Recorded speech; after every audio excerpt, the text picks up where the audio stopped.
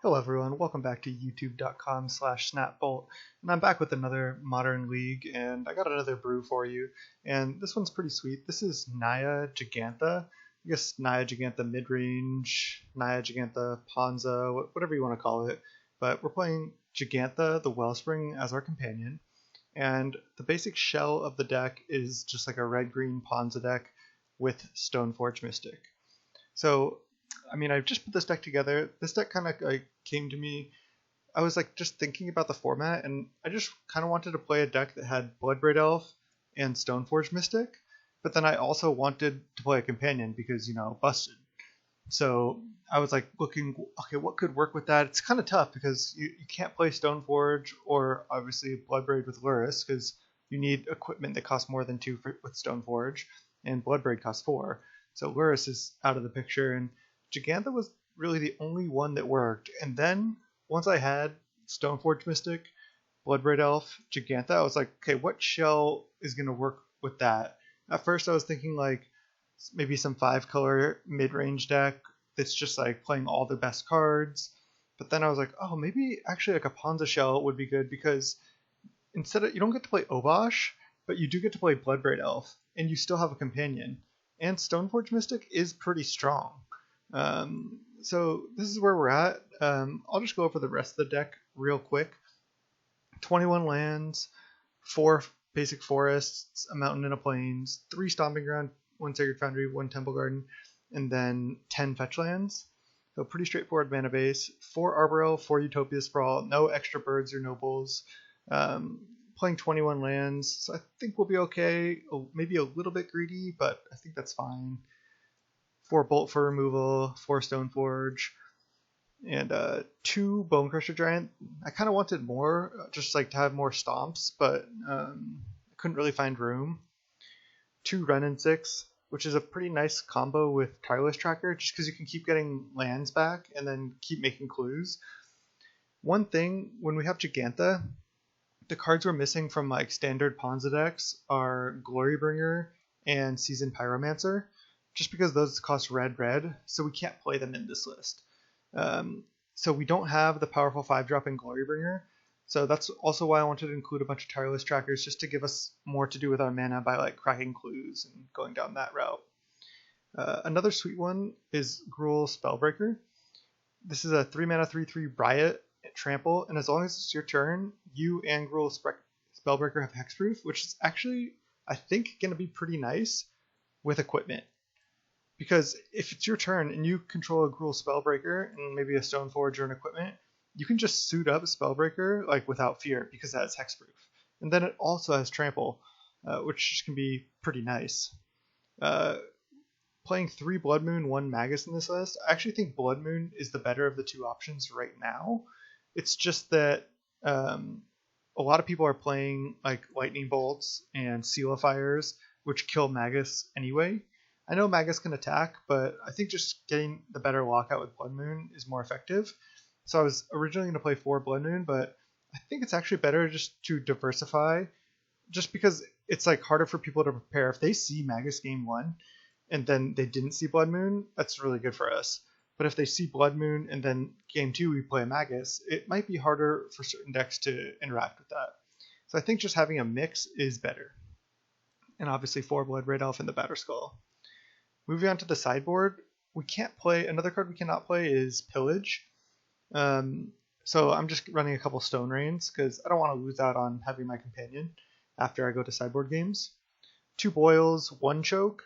I've actually found that Boil is better than Choke because with Boil it's an instant. Yeah, it costs 1 more mana, but it also is harder to come back from.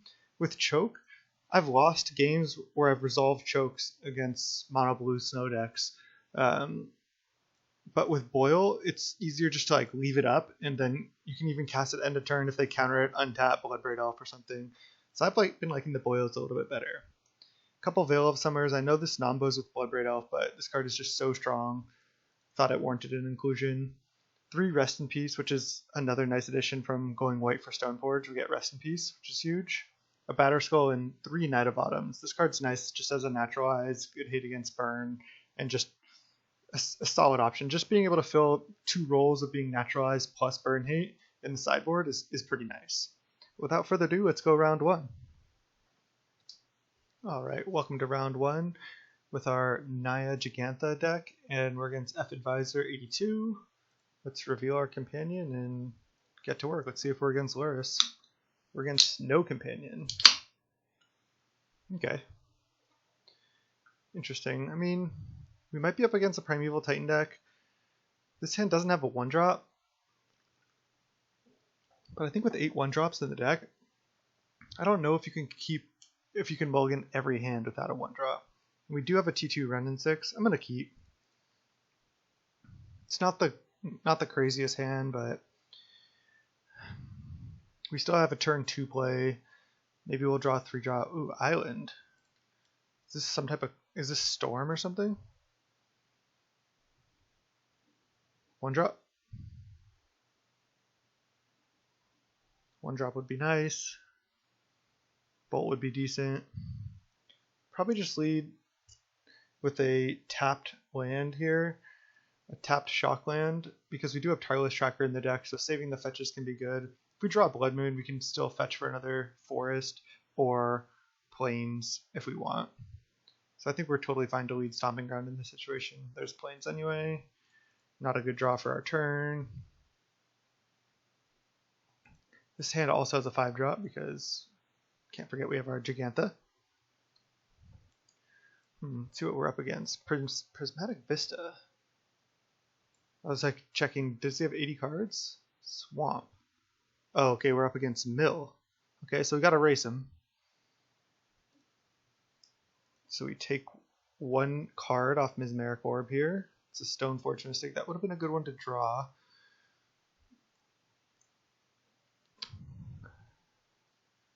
So the thing is, I mean, I can go Wrenn and Six plus, but we have so many lands. I don't think that really does anything. Instead, what I'm going to do, I'm going to go Forest. I'm going to Utopia Sprawl here, name Red. Yeah, this could get Force Negationed, but I'm not really too concerned with that. I want to make the most efficient play so I can play Bloodbraid Elf next turn. Gonna add Red. Gonna Wrenn and Six. I think I'm gonna make a weird play of Wrenn and Six minus deal 1 damage to you, because plussing, I mean, first of all, I didn't play a fetch land, but plussing literally doesn't. I don't think it does anything. Like, we have 4 more land drops. The game probably is not gonna last that many more turns anyway. So I think just getting the 1 damage in now is better. Okay. T2 Mesmeric Orb, so we're getting milled for 2 from that. That's fine. And hopefully this Bloodbraid Elf cascades into like something that can give us a good clock. Okay, he's got 3 card types. I think he needs Delirium for that, right? Yeah. So he needs 1 more card type. There are 4 more card types in your graveyard. Okay, so we get milled. Funnily enough, we don't have any lands yet for Wrenn and Six, but again, I don't think that's very relevant. Just deciding if I just want to go, I can just go Plains, cast Bloodbraid Elf. He has double basic as well already, which is unfortunate, but I think the line is just Plains, Bloodbraid Elf. I could also just go, like, fetch a Forest, Bloodbraid Elf. Maybe that's best, because then I still have the Plains in hand. Not sure if it really matters. I'm going to do it though.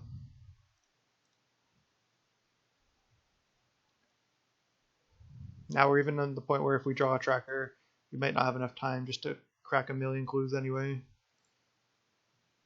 Forest, and let's go Bloodbraid Elf. We're going to have to tap permanents in the face of this Mesmeric Orb. There's nothing we can do about it. There's a Magus. Hopefully that slows him down. So I like the play of fetching there. Archive Trap, because we searched. That's not good. See if he has multiple Archive Traps.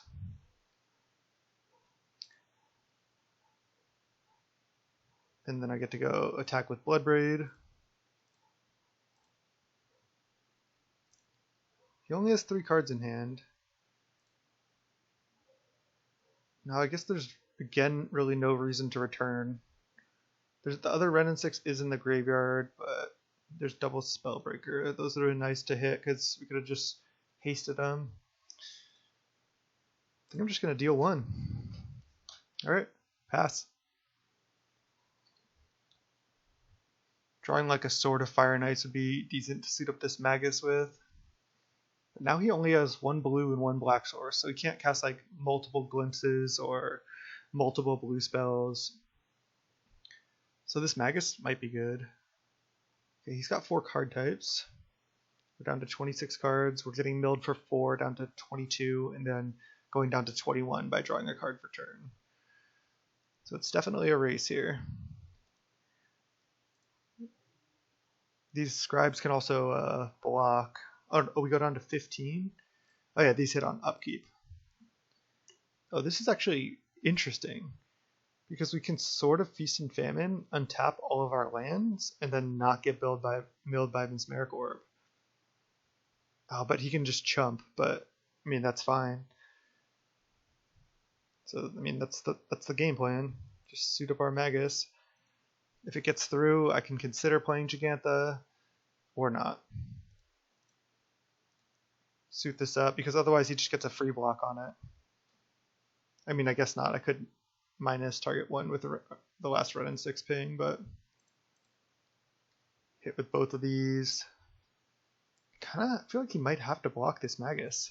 Otherwise he also has to discard a card. Yep, he does have to block.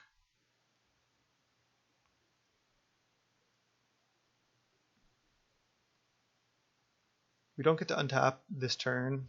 Man, so we're getting milled for 1, 2, 3, 4, 5, 6, 7, 8, 9 minimum. Down to 6. So we basically have to kill him next turn. It's going to be rough. I think I just keep the Wrenn and Six around. Return to Forest. Pass. Looks like we might get milled out here. I don't think there's anything we could have really done there to not get milled out. Let's see. Oh, well, we're just dead. Unfortunate. There's Sheldock. I think I'm bringing in... we just didn't have the fastest start, and our opponent was able to race us. I think I'm bringing in all the Rest in Pieces, because they have the 1 mana draw 3 if there's 20 or more cards in the graveyard. They have the Maniac Scribes. They have some other stuff too. I think we also want Knight of Autumn for Orb. It's nice to have an answer to that. Probably don't even need Batterskull. That can come out. This gives Hexproof from blue and black, right? Nice. Wonder if we want Choker and or Boil. He is probably going to fetch islands, but he has a lot of non-island lands. I don't think I do. Let's see. Wrenn and Six seems pretty bad. I don't think it really does much. Tracker's also a little bit slow. I think Bonecrusher Giant's fine. It's still like a 4/3. Oops. I don't know. These are in the wrong pile, that's why. I was like, how do I not need to take any more cards out? Clothis is good, but it's a non-vo with a Rest in Peace. Maybe it's too big of a liability, and it doesn't even it's not even like something that just straight attacks.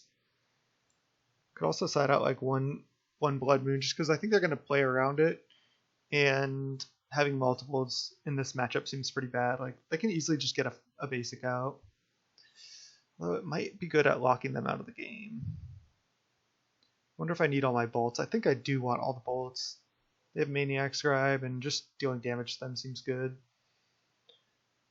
I could just side out another tracker. Like, do we have time to just be cracking clues? I'll just go with the 3 Blood Moon effects. Let's go with this. This looks fine. That was a good game 1. I felt like we had a shot. We kept a slow hand.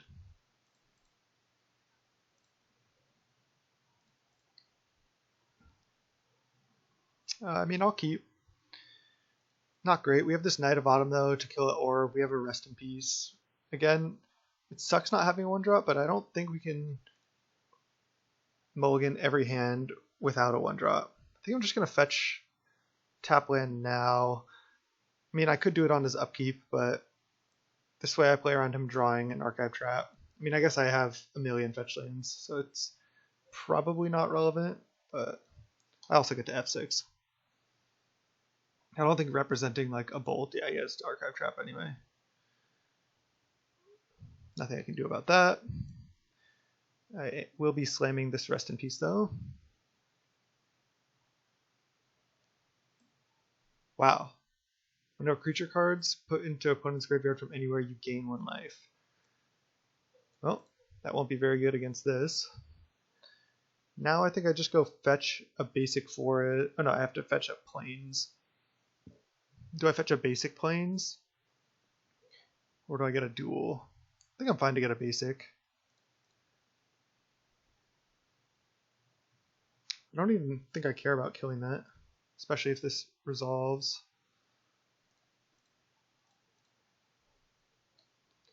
So Profane Memento, just literally 1 mana, don't do anything. Hopefully he just taps out for Orb here, then I just get to kill Orb.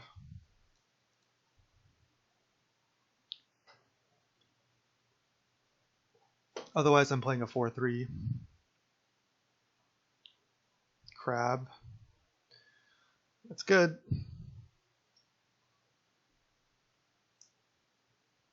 We're down to 34 cards, just like that.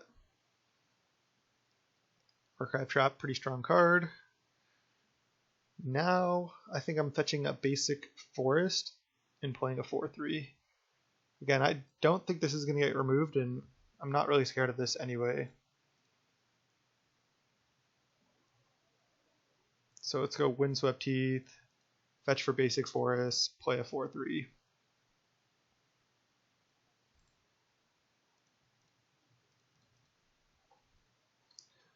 And then next turn we'll just jam a Bloodbraid. I have to put this trigger onto the stack. Okay.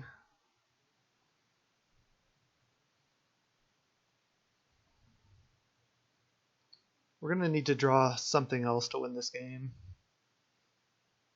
Field of Ruin, sure. There's Orb, okay. So we get milled for 3, and then I play Knight of Autumn killing Orb right now. I've got to wait on this Bloodbraid.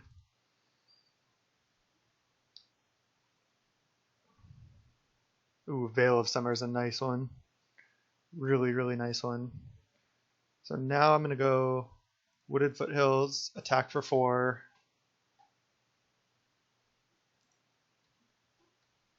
Play Knight of Autumn, leave you up Wooded Foothills. Maybe I just fetch right now to play around an Archive Trap that he could draw. I think I like that. I mean, I guess I could have not fetched at all. He still has this Field of Ruin anyway, but...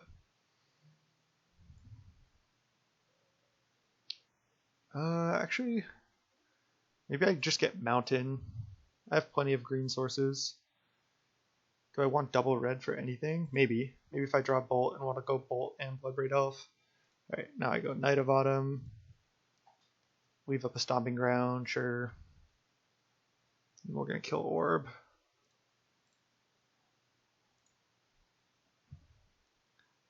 Pass the turn. 24 cards in library, but drawing this Veil of Summer makes me feel better about this game. This Fatal Push on our Knight. I think I kind of want to just let that resolve. It's tempting, but I get to draw a card now. I just need to save it for a mill spell. Like if he goes Glimpse the Unthinkable or something, I'd rather Veil that, and I'm not in a rush to cast it. Yeah, definitely like saving the Veil. I mean, yeah, we lose a lot of our pressure, but we have more in Bloodbraid Elf. That's annoying too. But I'd rather... oh, I guess that doesn't do anything with Rest in Peace. But, yeah. So this is just draw a card. Sure. So Rest in Peace is very good against him. Visions of Beyond, Scribe. You can also mill us for 3 if he activates Crab. Magus of the Moon. Man, I think I'd just like to wait on this Bloodbraid and just play that. Alright, let's start by attacking.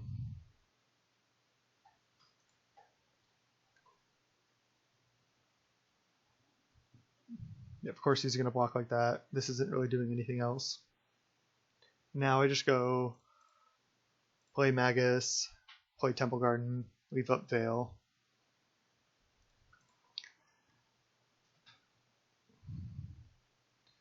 I just wanted to lock him out of playing spells with this Magus and activating Field of Ruin with Crab out rather than getting more pressure down.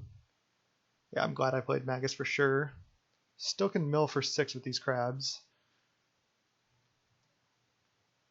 You gain Hexproof from blue and black. So we could Veil of Summer stopping crab activation as well, especially if you played a blue spell before. Actually, drawing a forest was huge there. I didn't even think about that because I couldn't have gone Bloodbraid and leave up Veil, but now I can. So that was pretty lucky. So we'll play Forest, and we'll play Bloodbraid Elf tapping like this, I guess. See what we hit. Another Night of Autumn. Alright, I guess I'm just making a 4-3.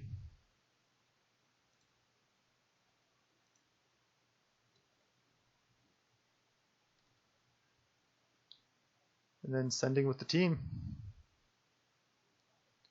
We're at 18 cards, but we do have Veil to play against a targeted removal spell, or even just crab activations.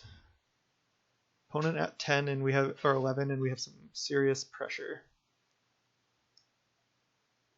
And we keep drawing Magus, so he hasn't seen Blood Moon yet, but he did see Rest in Peace. Okay, Visions is fine.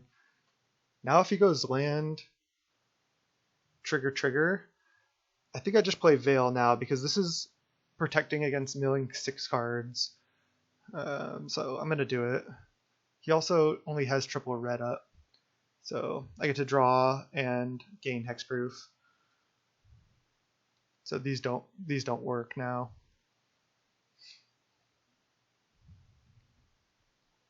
So he's gonna have to do some more blocking here.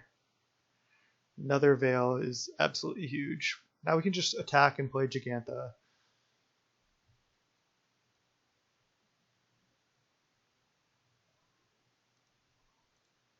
Attack with these. I guess he can just only block Magus again, keep the crabs around, but drawing the second Veil was, again, massive there. Oh, he's chumping. Sure. Now we go land, Jegantha.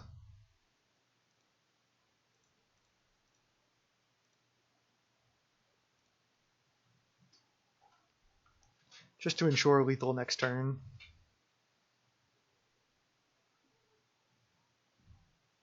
And we got him. Drawing the double Veil there was crazy.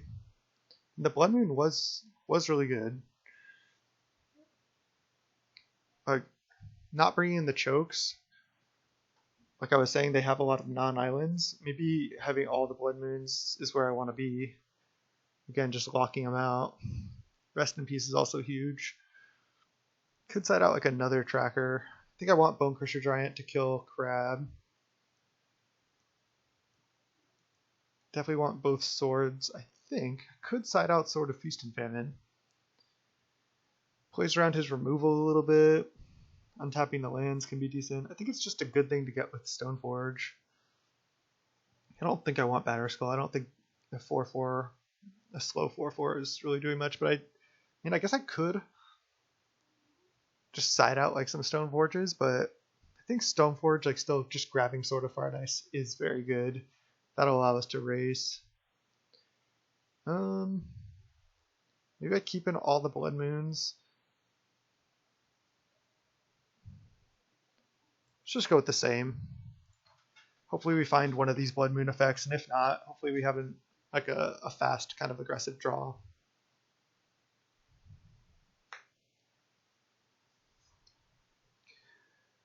Never like losing to mill. but I've lost a mill a lot because I've played a lot of Tron. Alright, gonna keep this hand. This is a T2 tracker with fetch lands behind it. So we have a lot of gas. We have a bolt. We can even just go T1 bolt if he like leads on crab.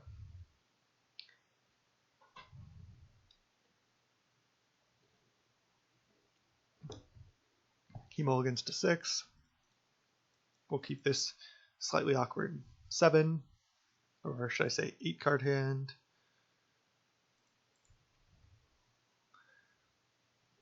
Can that deck not play worse? Okay, this is good for us. Just gonna snap kill that Hedron Crab. Then he has 4 cards in hand. I guess I'll just lead Stomping Ground and then kill it. Yeah. I don't get to play my tracker on turn 2, but I also don't get milled at all from this crab. So I like just getting that guy out of there.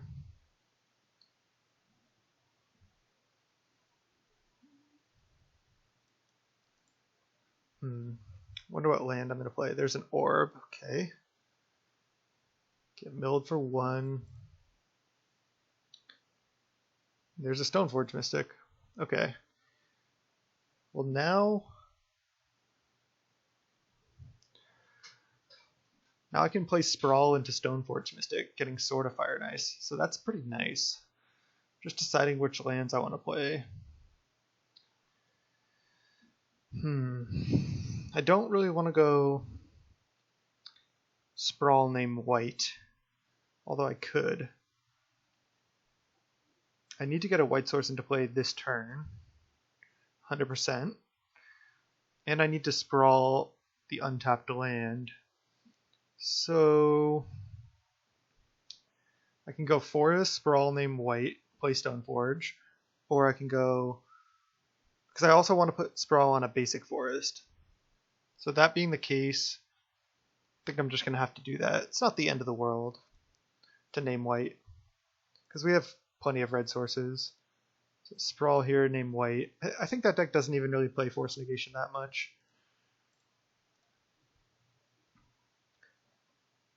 Stoneforge.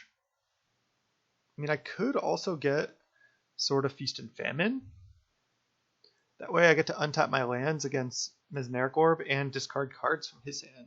And I get to draw cards with Tracker anyway. And if he plays a blue creature and he wants to chump, I guess that's his choice. Yeah, maybe I just get Sword of Feast and Famine.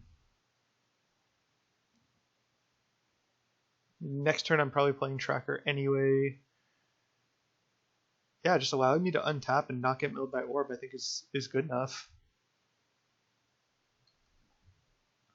Maybe not, because Sword of Fire and Ice does more damage, and it's like kind of hard for him to deal with, but I'm going for the Feast and Famine here. Alright, glimpse me, sure. He doesn't have any more lands, so that means he has more gas. So now I'm definitely going to play Tracker this turn because I can't play Sword and equip without... I mean, I could Violin with Stoneforge and then equip here, but I don't like that play as much as playing Tracker, getting more board presence, and making 2 clues. Now I think I'm just going to make the clues now. So now I guess I'll just go Windswept Teeth. Always yield to that. And I was going to say fetch a tap land, but I definitely don't in the face of Mesmeric Orb. So I think I'm fetching an untapped Stomping Ground because I don't think my life total really matters. And then I'll attack for 1. Then next turn I'm planning to play Sword and equip, and then possibly play a Jegantha after that. Return target non-land permanent, and then each player puts 2 cards. So this is just bounce something, mill 2. Oh, there's Ensnaring Bridge. That's interesting. I mean, now I can't equip Sword and hit because he only has 2 cards in hand.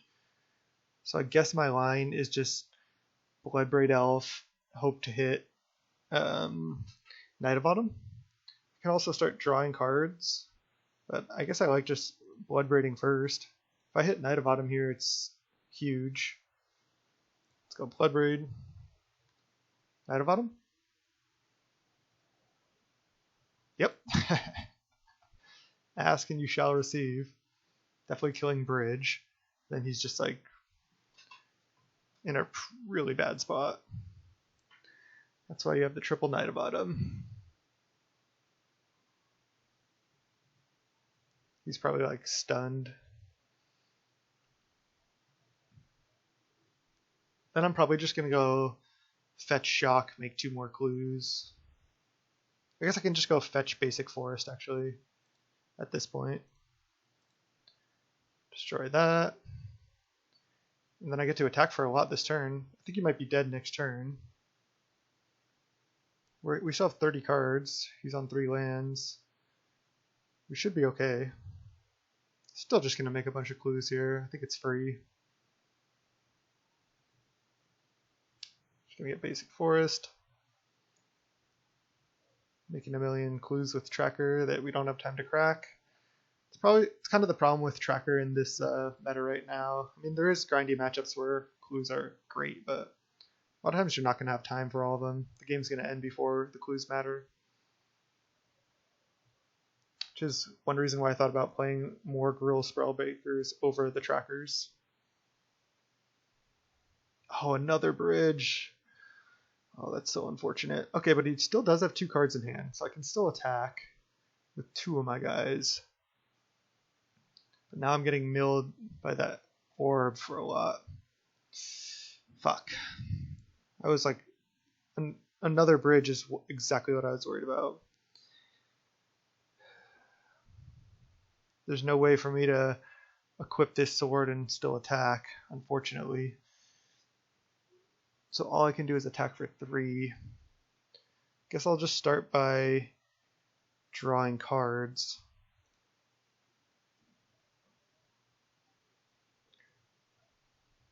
Because if I find a Knight of Autumn here, it's really good.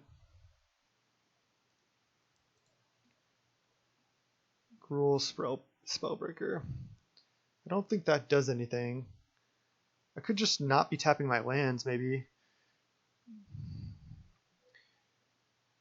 Then I'm just attacking for 3 and just waiting. I think I just have to tap them. I guess I can tap this even though I can't cast Knight of Autumn this turn, but anyway, so let's just go. Land. Alright, attack for 3. I'll consider cracking another clue. I mean, I just need to draw a Knight of Autumn to win, I think. Because I'm getting milled for 1, 2, 3, 4, 5, down to 15. Plays a Shelldock. So we can activate that Shelldock next turn.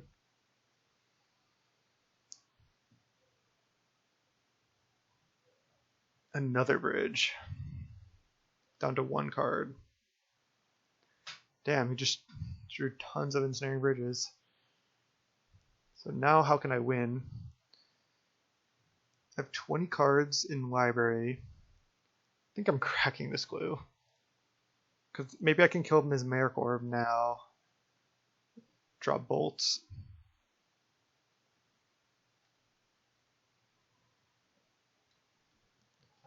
On tap.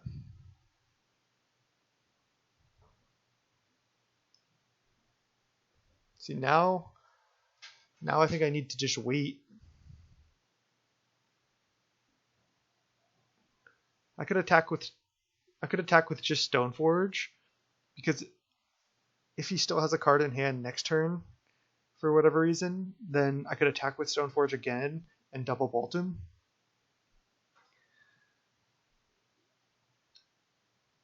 So let's just play an untapped land, get a clue.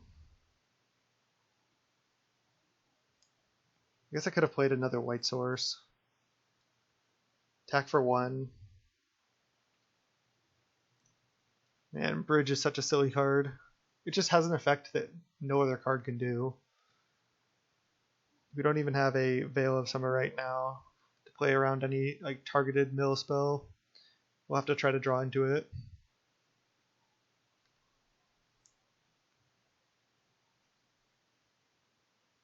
Yeah, I should have gotten another white source into play there for sure. This is like a glimpse or something. It is. Okay, so now I need to try to crack clues. Try to hit Veil of Summer.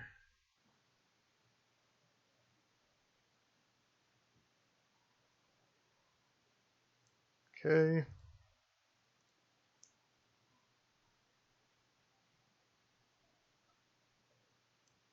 There's Blood Moon. Not going to do it. Veil. Nope. GG's. Got by Mill there. Man, the second Ensnaring Bridge was just brutal because I thought we were going to win that next turn. GG's, let's go round 2.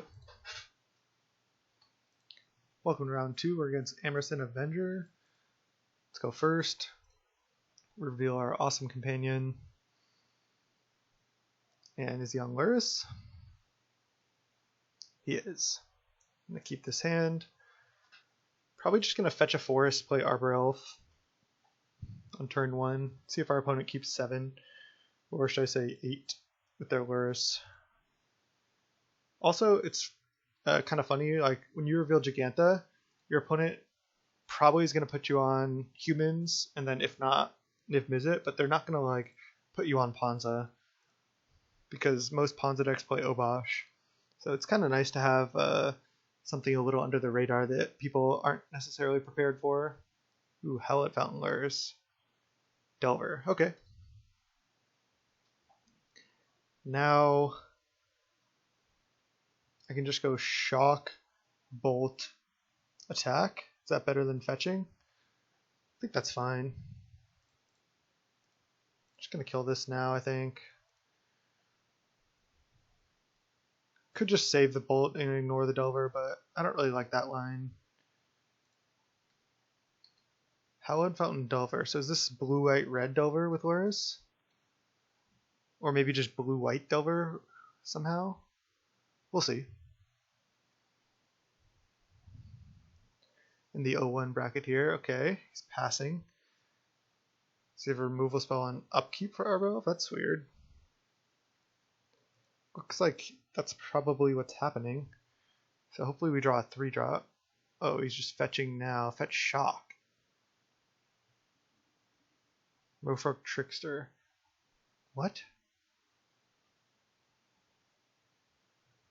I'm just like, I just don't know what this is. Tap target creature and it loses all abilities. I mean, sure. 3-drop. Well, that's a good one too.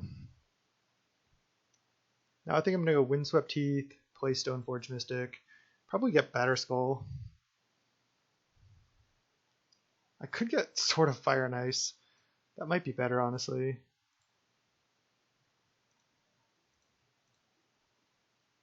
Because then I can Violin, Sword, and equip next turn, or at least threaten that.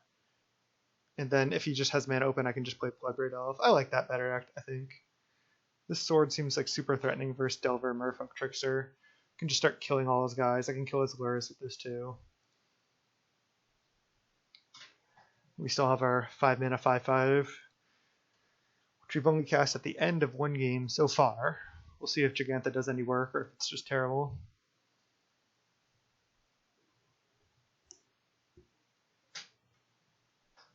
Polluted Delta. Yeah, I'm definitely confused what's in my opponent's deck with that Merfolk Trickster.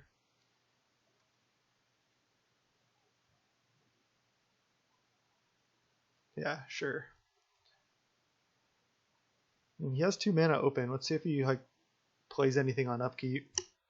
Again, like another Merfolk Trickster. Our opponent's also at 14. Clothis. Clothis is actually pretty good, but I feel like he could have like a mana leak or something here, which makes me want to just play a Bloodbraid Elf.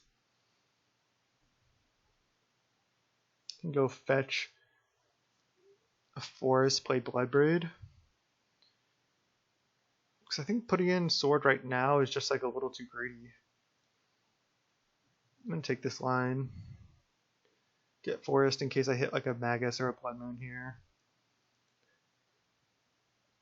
Yeah, I know Violating in a Sword beats a counterspell, but Bloodbraid Elf kind of beats a counterspell as well, but Violating in Sword and trying to equip just basically get time marked versus a removal spell. And I think he's likely to have a removal spell. Utopia Sprawl. Yeah, cast it.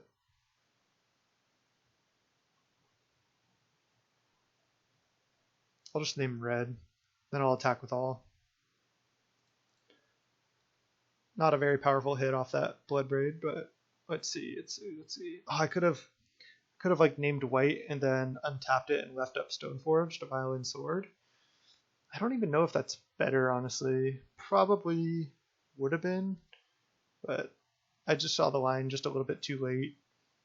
I wasn't thinking about Arbor Elf untap a forest. So I'm just going to attack here.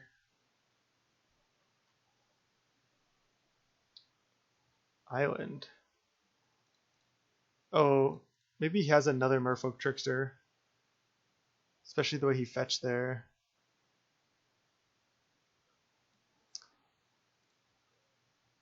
I think I'm just going to attack with Bloodbraid.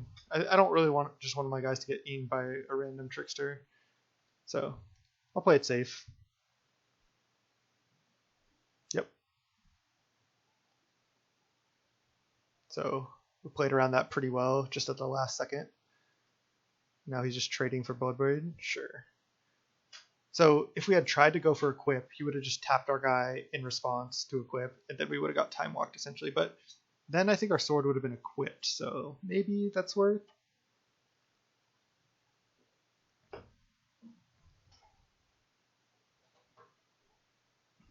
Probably going to try to equip next turn. Definitely just taking 2. He still has his Lurrus in the ranks.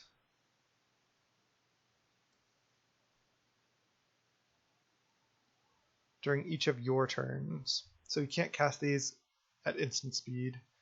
It's my understanding. Ooh. Spellbreaker. So I can just cast a Spellbreaker with haste. I have 1, 2, 3, 4, 5, 6, 7 mana.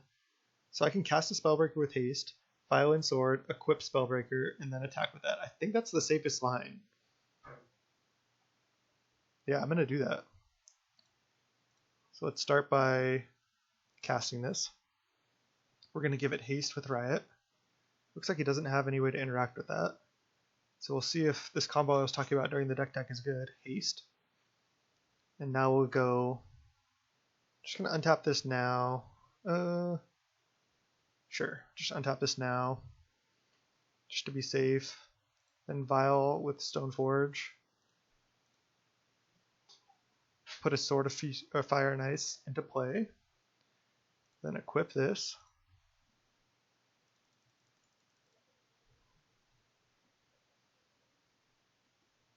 And that should be pretty good. You can't block it.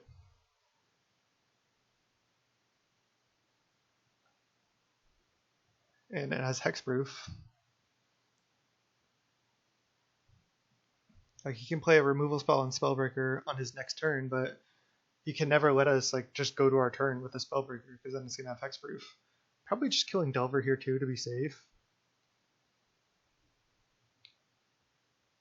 I know if I shock him, I hit him down lower, and I might have lethal next turn, but yeah, I just like killing Delver.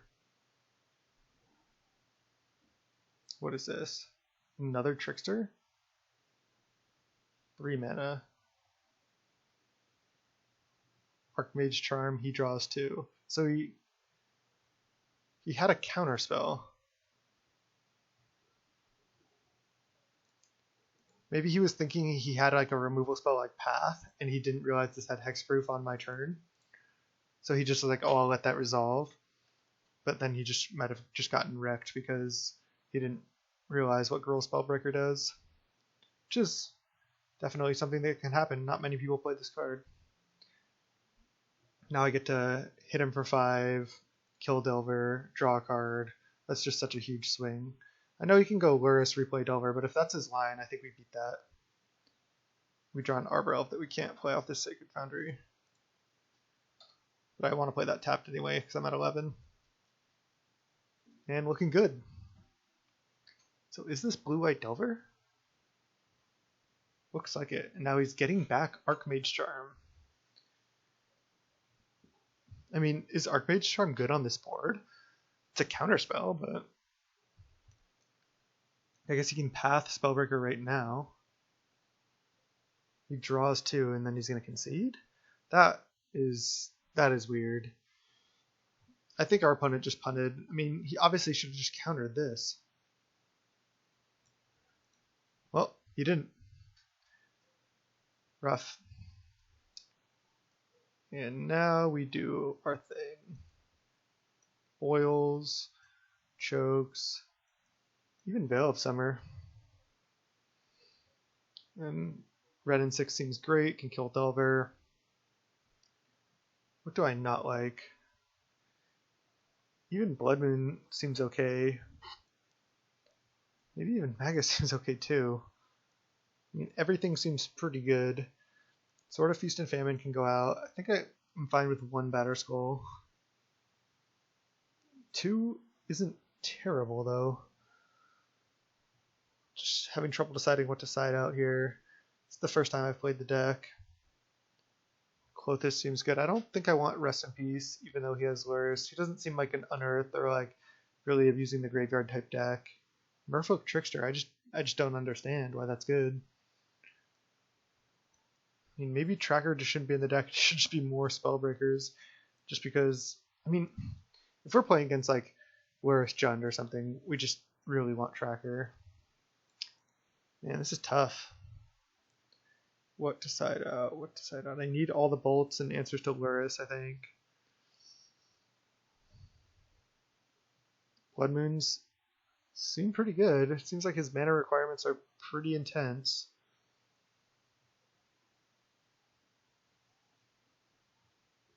Klothys is pretty good too. It also kind of plays around removal. I mean, it seems like everything is good. So I just have to take out a Blood Moon, I think, because there's a chance he's going to have a fair number of islands. Could even just take out like Blood Moon, Magus, just go down to 2 Moon, and just I am bringing in Boil, Choke. So maybe that's like having all the moons and these is too much. I mean, Cruel Spellbreaker was good there, but do I really need it? It is pretty nice for equipping Sword of Fire and Ice. It's just kind of like a big hex-proofy dude that's kind of annoying for them to deal with. I'll just try it like this. Really not sure though. I could not bring in Veil of Summer as well, but I mean, we saw Archmage Charm. Could even have Cryptic Command. He hates like all blue cards. It's just like, it's so good. So far, Jegantha hasn't seemed fantastic, but I think it's going to be better in the longer run. We got to give it more of a chance. Can't keep a 0 land here. Thought I clicked mulligan. I guess not. Go to 6. Keep this. Oh man, this... I guess I can still cast Wrenn and Six here, potentially. I guess I just have to put back Sword. Sword is so good against him. Maybe I put back one of the Arbor Elves?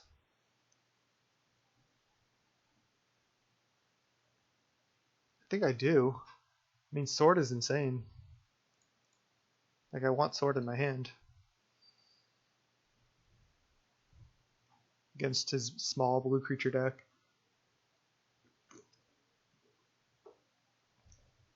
If he leads Delver here, and oh, Siren Stormchaser. Please let my Arbor Elf survive.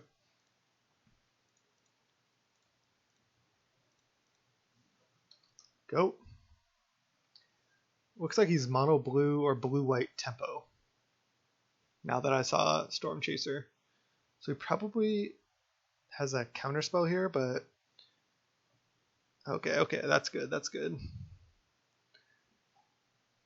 So let's go try to play Sprawl on Forest. I guess I should have played Plains first. Yeah, that was a punt. See if that matters.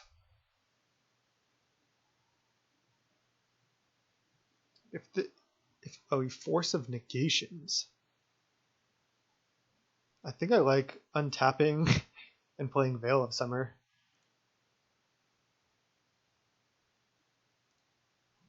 Yeah, I'm gonna try for it. I want this Utopia Sprawl to resolve, actually. It's really good with Arbor Elf, and my mana is kind of tight this game. Alright, he has a Wizard Sword. Okay. So he's just mono blue tempo. Again, I mean, Wrenn and Six versus this, that's insane. Does he have Tempest Djinn in his deck too? He could. So he's like the old standard deck. That makes more sense, but I still think Merfolk Trickster is just not the best card. Oh man, do I want to play around this Wrenn and Six getting countered? I don't think so. I can still only play one spell this turn, no matter what. So I'm just going to go with a powerful one. And it resolves. Great. He could have a flash threat, like a Trickster, to deal with Wrenn and Six, but we still got good value out of it, killing one of his guys, and he doesn't. Wow. Now he's in trouble. Veil of Summer, just so good. He had to use 2 counterspells on our Utopia Sprawl. Fetchland? Stoneforge Mystic. I mean, yeah, Stoneforge is great. Let's play Stoneforge Mystic. Get Batter Skull. Untap Stomping Ground, play Arbor Elf. Counters the Stoneforge. Sure. Still looking great here. Just going to plus Wrenn and Six here and leave it at a higher loyalty in this matchup. Looking great, looking great. Bolt. Alright, now I think the line is play Gruul Spellbreaker as a 4/4.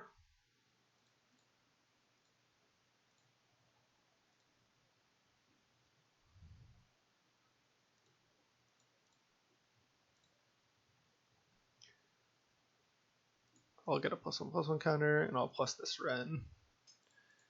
Yeah, unfortunate we don't have a fetch land to go with this Wrenn, but it already did its work. It already killed a guy and is sitting around, possibly preventing him from playing other 1-mana guys. I'm not going to attack into a potential 2/2. I'd rather just leave up Bolt. This guy looks solid. Alright, he draws 2. That's good.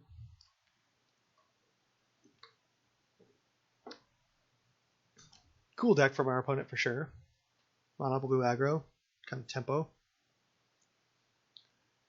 If he doesn't deal with our Spellbreaker and we draw a land, we can just slam Sword and try to equip Spellbreaker again.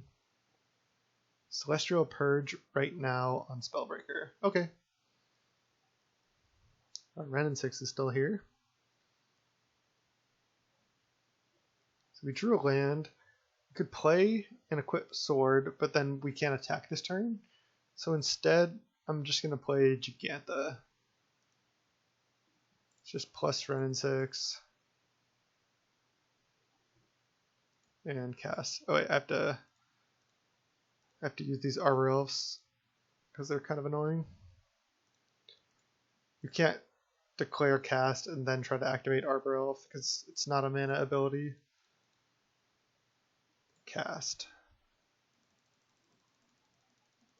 This gets countered, it's not that bad. It's a free card. So he's mono blue tempo with Luris basically. We have this Bolt for Luris and we have a Wrenn and Six minus for a potential 1-drop. Okay, so he gets to tap our Jegantha and then attack Wrenn and Six down to 3. Sure. Wonder if he had the Trickster this whole time. 5 mana, 5 islands from our opponent. Let's see if this Jegantha can do work.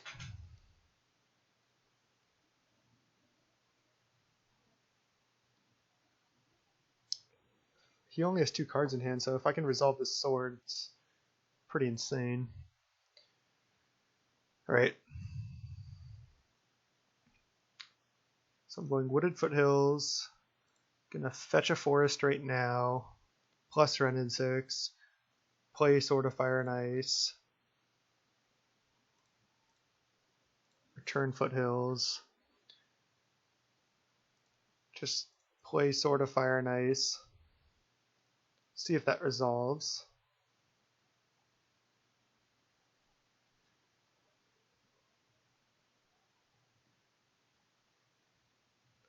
Snapcaster Archmage's Charm. Man, that's not good.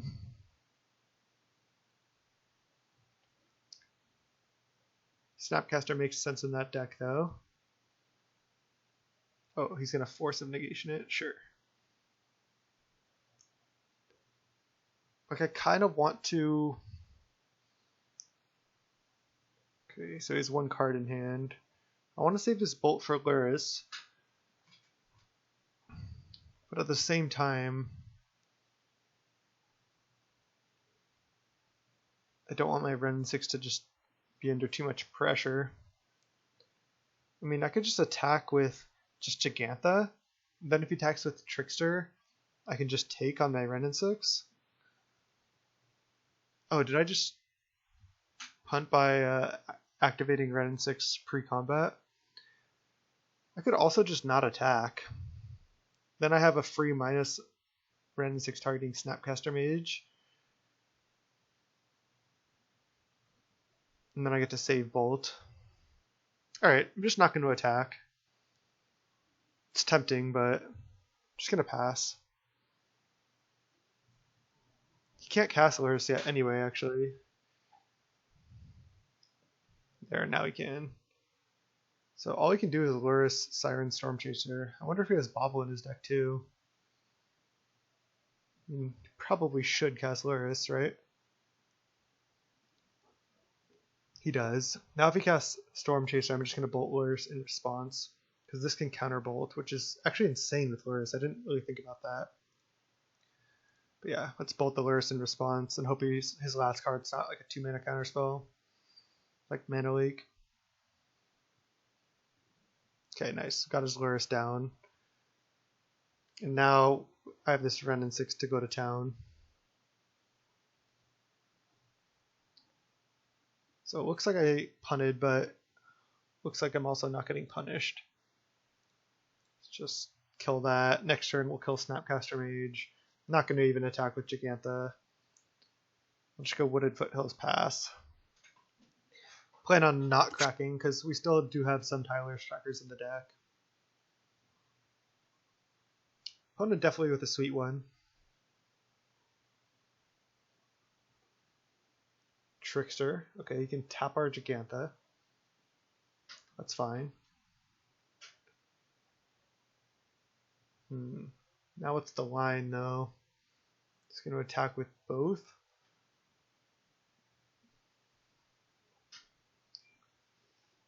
I could go double block Trickster because I don't know if I need these anymore.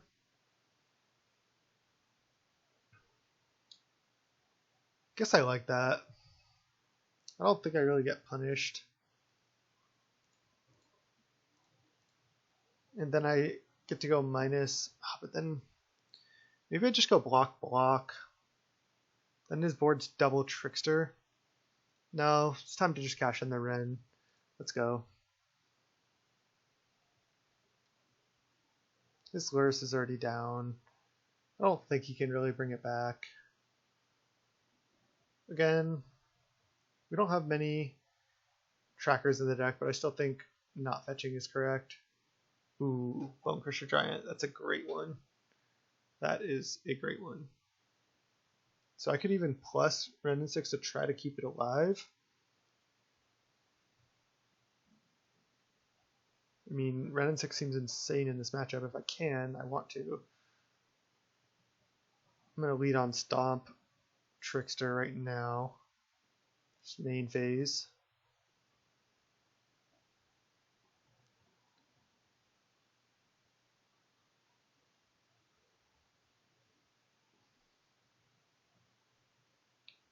See if he has a counterspell for this. He does not. Now I'm going to cast Bone Crusher Giant before doing anything else.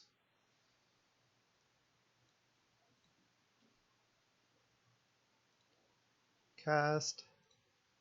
Bone Crusher also really nice in this matchup. Just so much value there. Could also just attack. I mean, I could even just minus an attack. Maybe plussing is too greedy. No, let's go with the greed. I mean, if he goes cryptic, like tap our team main phase, kill Wrenn and Six, that's okay. I could also just attack for 5 down to 10. Then he's in a really rough spot. And if he goes like tap Bone Crusher, he has to take 2 off that. I guess not if it's a Trickster, but then he's still in a rough spot. He's still at 10. Alright, I'm just going to attack.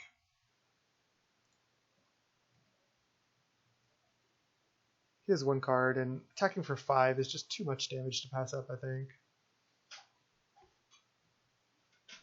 And we still got the plus value, getting another land out of this Wrenn and Six for what it's worth. I'm not sure if that's relevant, but having the Wrenn and Six on the board is definitely relevant, and it's still being protected by Bone Crusher a little bit.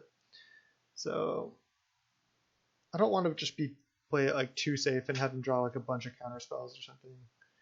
Okay, Timely Reinforcements. It's an interesting one. Not one I was necessarily expecting.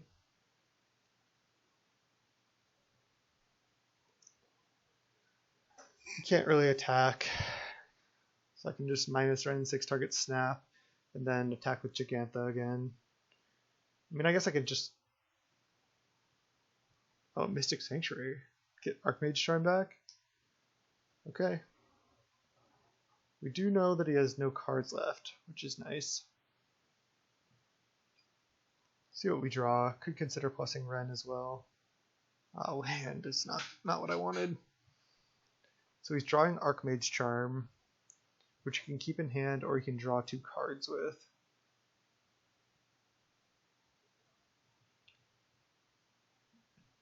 If I go minus attack with both, you can just trade for Bone Crusher. That I don't really like. Oh no, then... I mean, I guess he can't. But then he can just attack 1 back at Wrenn and Six. Alright, I'm killing Snap here. Playing a land. I could not attack, and then if he wants to attack Wrenn and Six down, he loses 2 soldiers, but maybe just attacking with both now is better. Because I hit for 9, and then next turn he has to start chumping. Alright, let's go. If he triple blocks this, then Wrenn and Six stays alive as well.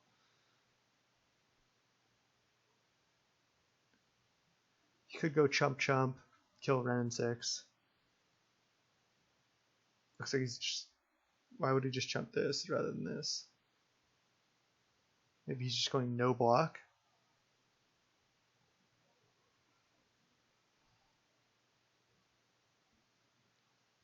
This is a lot of damage here still. I just don't think I could really hold on to the Wrenn and Six any longer. Yeah. Because if he goes block block and then attack Wrenn and... Oh, he's triple blocking? Whoa. I think that's best case for me. Yeah, I lose Bone Crusher Giant, but then I get my Wrenn and Six around still. So I am fine with that. He draws Archmage Charm. He can cast it main phase, draw 2 if he wants. But a lot of his guys are 1 toughness. Wow, that was... I mean, our opponent is taking some interesting lines here. I'm not 100% sure what's going on. One of the cards he drew was a land, so that's good for us. I'm just not going to crack these fetches. Stoneforge Mystic. Wait, okay, I guess I gotta crack one of them. So I can plus Wrenn. Just get a basic. Plus Wrenn. I'm going to attack. Then I'm going to play Stoneforge. We don't have a sword in the deck anymore. All we have is the Batterskull. I could consider to hardcast the Batterskull here. Looks like he has a counter spell for this though. Deprive. Oh, rebuy Mystic Sanctuary. Alright, that's kind of the loop. But we still have a 5/5 plus a Wrenn and Six on the board. So like, what? He has a Mystic Sanctuary in hand, and he can put a Deprive or an Archmage Charm back on top, but those aren't even that good in this board. So this Jegantha actually doing work here. See what he's putting on top. I would assume it's Archmage Charm. I guess it could be Timely Reinforcements as well.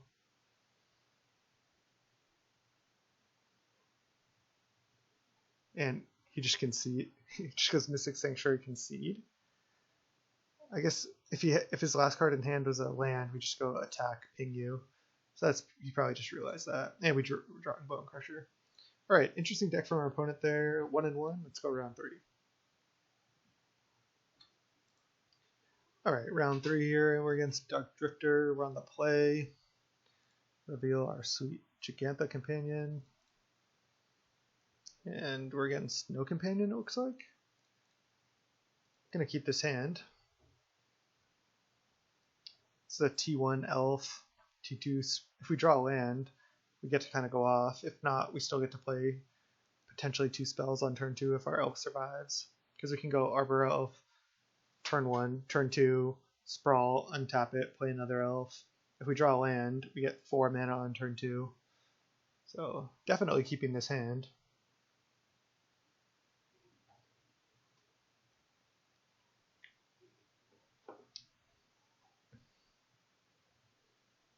Our opponent in the tank, whether they're keeping their 7. Looks like they keep. And these are the one-landers you definitely keep with these Ponza shells. Can't be too greedy. Spatter Skull's kind of a mulligan in the hand, but who knows, maybe we'll cast it and it'll be good. We're against Primeval Titan. That's just like what I always assume when my opponent's no companion. Ooh, Windswept Teeth. No, I'm not sure.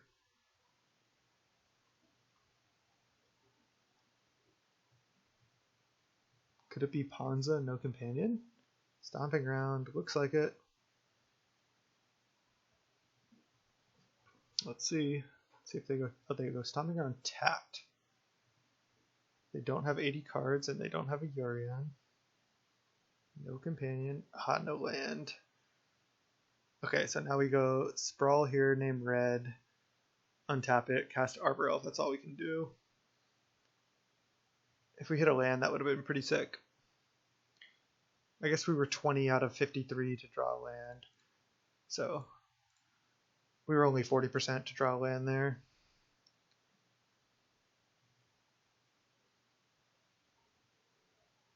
But we're still doing okay. He has a tap Stomping Ground, we have double Arbor Elf, and even if he kills one Arbor Elf, we can still play Blood Moon next turn. So he has to kill both Arbor Elves or kill our land or do something here. Otherwise, I feel like this Blood Moon's going to be good. Kind of just have a feeling that I'm against Niv Mizzet, no companion, but I don't really see why that would be the case. That's okay, maybe not, maybe not. I just don't know what I'm against. Green, red, Goyf? Farseek, okay. I'm against Primeval Titan. Well, he can't get a basic forest, and then I just get to slam Blood Moon and hopefully lock him out of this game. I'm not in a rush to play these other spells. Although, I do have 6 mana next turn. So we'll see what we draw. It's a little greedy to play Tracker because it could get bolted. So I'm probably going to play Blood Moon plus Spellbreaker 4/4. That plays around Bolt the best. And I think this should be game. They usually just play green cards in the main. So we'll see. Ooh, Windswept Teeth. Okay, so we have more mana now. So now is the time when I'm going to be playing Tracker. Let's just add all 6 mana to be safe.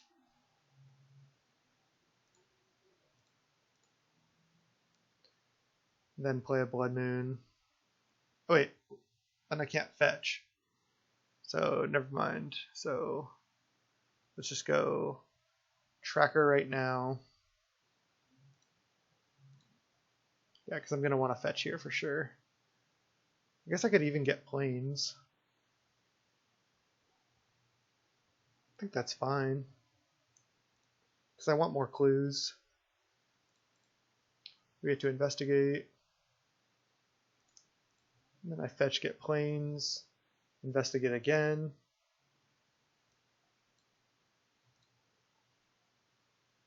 And then I play Blood Moon. So that was a pretty sweet turn. Still just turn 3. We missed 1 land drop, but then we hit on turn 2.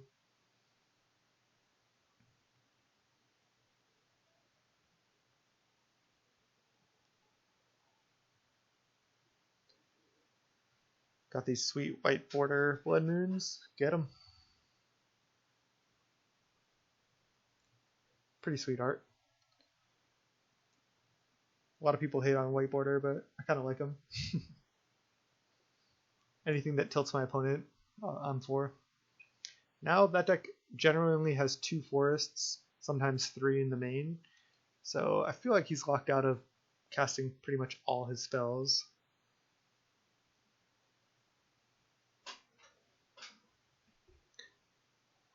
Feeling really good about this game here. We have 6 mana. We can cast Jegantha. We could just crack some clues, play some guys. Oh, we have 7 mana.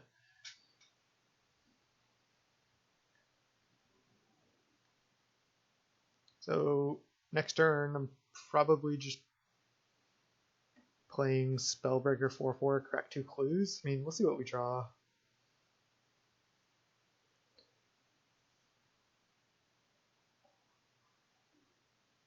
I mean, again, unless he has something I'm not expecting, sometimes they play 1 Rex Sage to go with the Summoner's back. So if he finds Forest plus either Pact or Rex Sage, he can kill our Blood Moon, but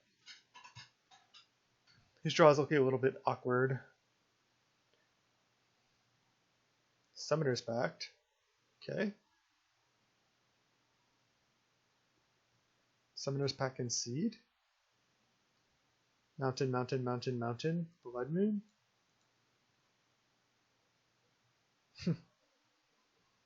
He just played a land for turn. Doesn't have any green sources. So, Dryad. Okay. Can't cast it. Now you can't pay for Pact.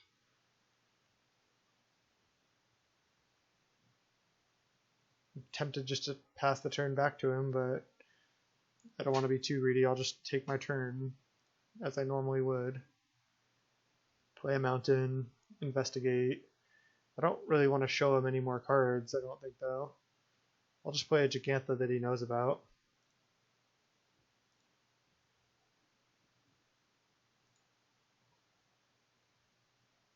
And then attack. Or I'll just attack with tracker only.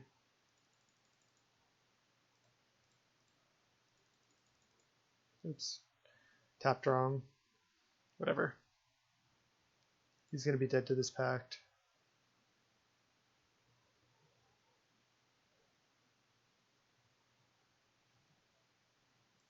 I can attack. I'll just crack clue now. Whatever. I mean, maybe I'm missing something, but he can not pay for this.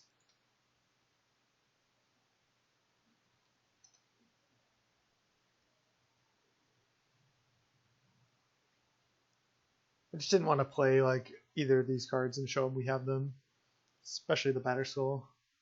Yeah, you can't pay for this, dude.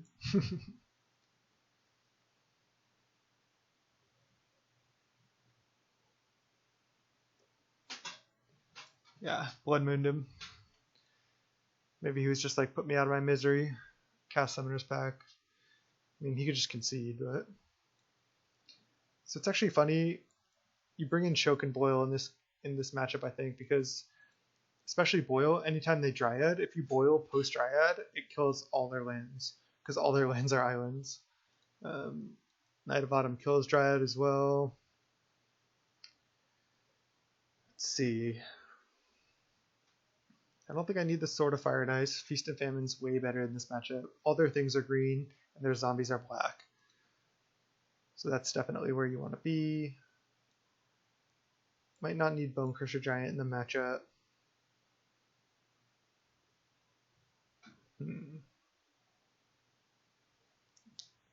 Klothys and Spellbreaker are like just kind of dorky guys that just seem worse than Tracker to me.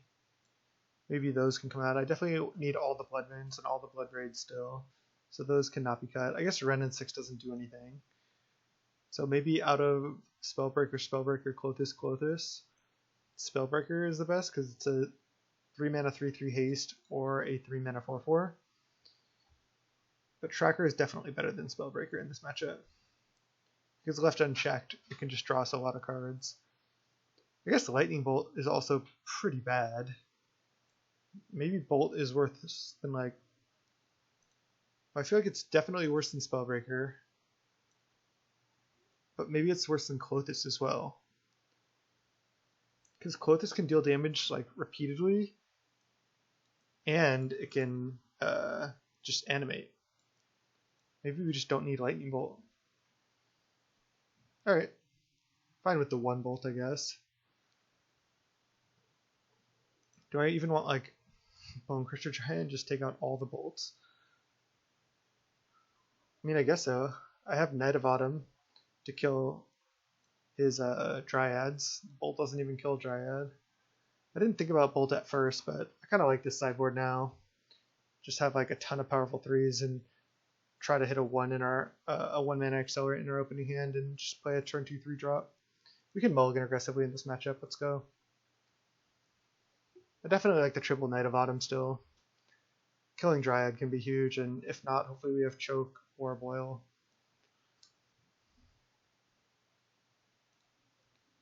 Reveal Jegantha. And turn 2 Blood Moon. Let's go.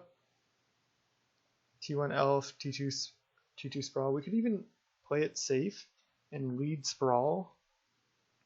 That way we can't get our Elf bolted.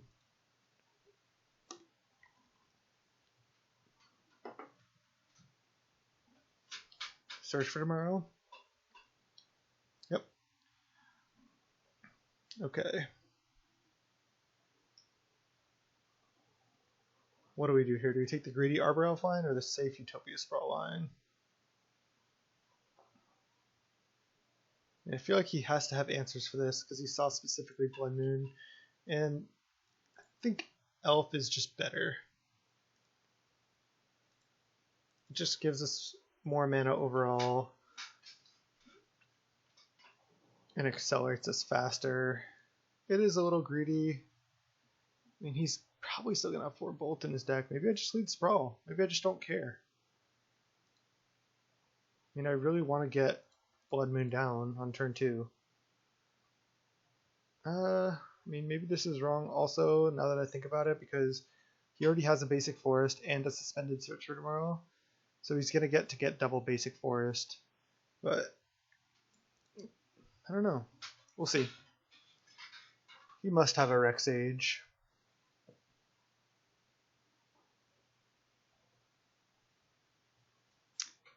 I'm regretting not playing the Elf now, but if he had a Bolt, I mean, this is better anyway, regardless if we turn 2 Blood Moon or not.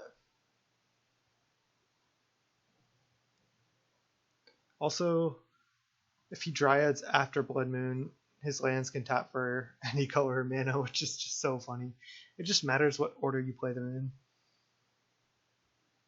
Okay, there's a Boreal Grazer, putting a tap land into play. Sure.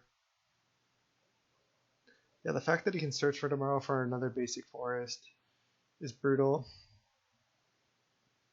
And I even named red on this sprawl. Maybe I wasn't supposed to. Of course, if we had played Arbor Elf, we would have been able to kind of go off this turn. But again, he might have Bolt in his hand.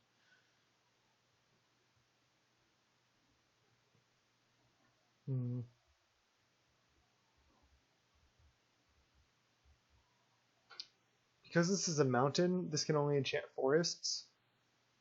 I don't get to play Sprawl this turn.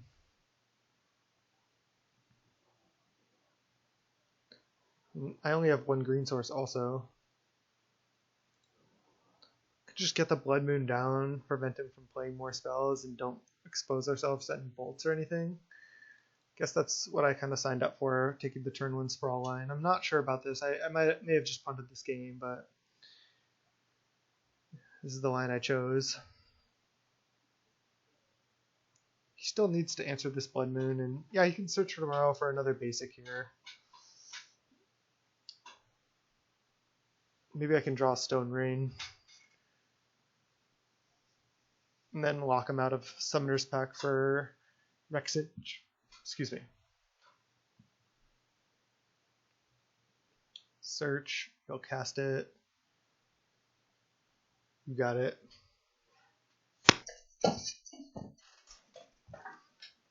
Shit. Excuse me, just drop my beer. Hold on, I'll be right back. Okay, sorry about that. Looks like our opponent just searched for tomorrow for a forest, played a mountain, and played Dryad. And again, I'm feeling really bad about my lines because our opponent has 1 card in hand. It's probably a Primeval Titan or a Summoner's Pact, and we can only play 1 spell here. I think I might have to even just play Tracker this turn. Hope to draw land next turn. I think that's what I'm going to do. Go Tracker, pass. Our opponent still needs an answer to this. Like if they just Primeval Titan, oh, they suspended another search. I missed that. Okay. Oh yeah, that makes sense. Why 2 forests were tapped for Dryad.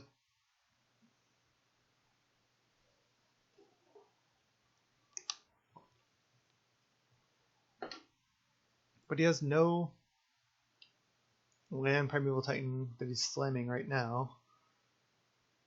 He can attack for 2, that's fine. Just don't care about that at all. Let's see if we draw land. Bloodbraid Elf. Man. Now I could just play another Tracker. It's kind of tempting to play Arbor Elf too, but I think if I just keep playing Trackers, when I eventually do hit a land, even if he Primeval Titans, it's not going to be that great because I can just start making huge Trackers eventually once I find lands. So, just going to keep playing them out.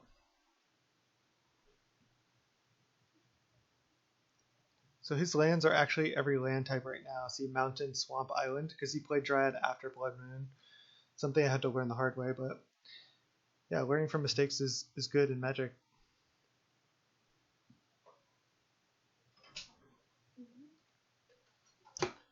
Alright, so our Blood Moon got natural stated. Sorry, I got some stuff going on at the house. So I'm not sure if you missed that natural state or not, but okay, we're back in it now. Opponent search for tomorrows, and their last card I feel like has to be Primeval Titan. So we're probably just going to lose here. He gets a mountain on this search tomorrow, gets to play Primeval Titan, and we just got incredibly punished for not playing Arbor Elf, it seems. We'll see, maybe they don't have it. Sakura Tribe, okay, maybe they don't have it. Maybe their last card is Bolt. But they probably would kill one of these, right?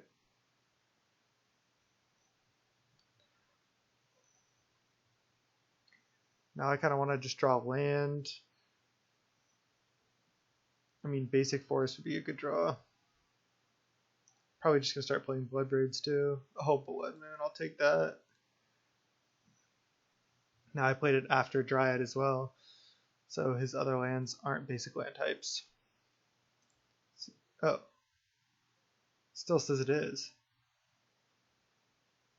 Oh, because that's a basic land, but this one's not. So this one is, because this only affects non-basic lands. Oh my god, it's so confusing.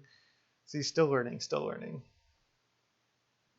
You can sack Sakura Tribe for a mountain here, but again, now we have another Blood Moon. He needs another answer. It's interesting that he has Natural State at all, because he can't Summoner's Pack for Natural State. Maybe he has a Rexage in his deck as well. Doesn't sack Sakura Tribe. That's understandable. Wants to wait till he gets Valakut online for that. Are we sacking it right now? That doesn't seem right to me. Does he have some big spell? Why would he sack Sakura Tribe there?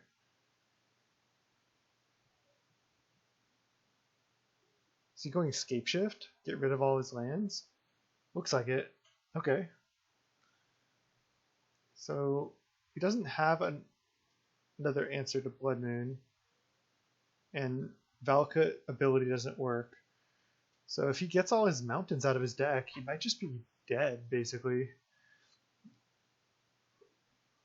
I'm confused on what he's going to get here. Because now he doesn't even have green mana. He had 3 forests out. Maybe he's thinking this interaction doesn't work. Like, maybe he thinks just like no matter what, if he has Dryad, his Valakuts work. But they don't. I'm almost positive they're mountains. So I think he might just concede here. So again, sorry for that little disruption there. I hope the recording wasn't too bad, but I think our opponent's looking in really bad shape now. I don't agree with this line at all. Because now he's just going to have mountains in play. Yeah. Now he took all his mountains out of his deck. And he has 0 green sources, so now he can't even draw an answer to Blood Moon. So I think now we just win. I think he might just concede. Okay, well he's not. Okay. I could play a 3rd tracker, or I can play an Arbor Elf. I think I'll just play another tracker. Gotta hit a land at some point.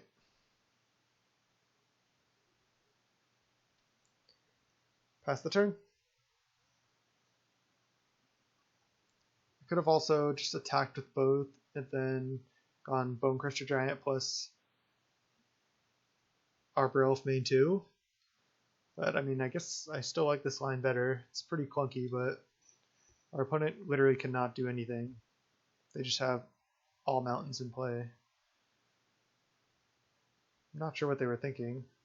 Wow, he top decked Anger. Okay. Sure. We're still in a great spot. It's just pretty funny. Okay. I'm going to play the Arbor Elf finally now. Let's go. Add some mana.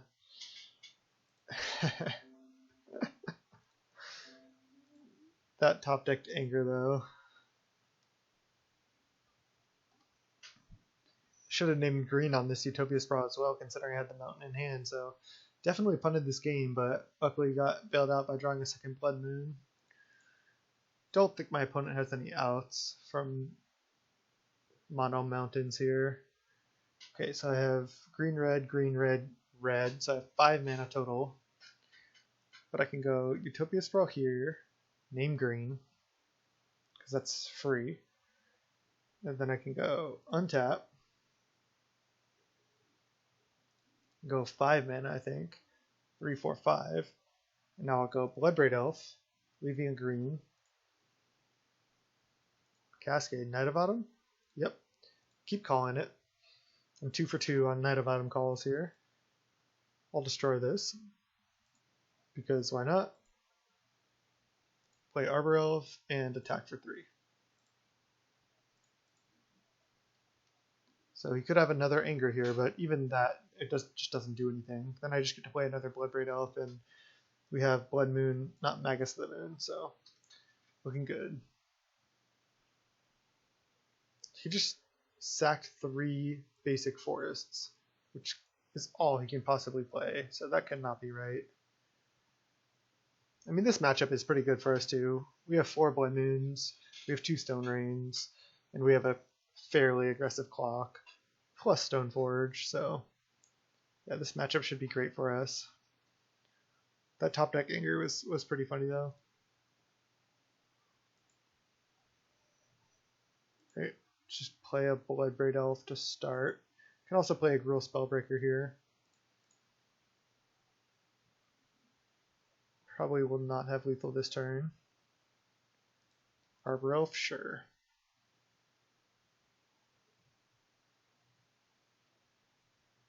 Then I'll probably just hold the Bonecrusher Giant.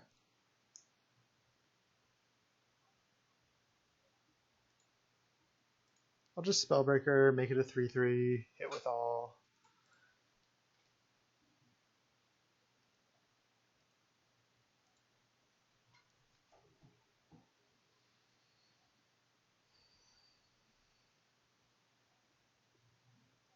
And pass.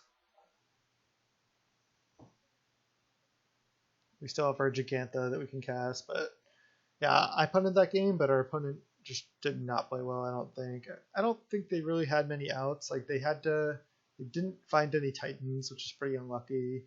Maybe they sided some number of packs or Titans out. They had the first natural state, but then the scape shift was just so weird to me. Like maybe they could scape shift and leave their forests in play. That would have been fine.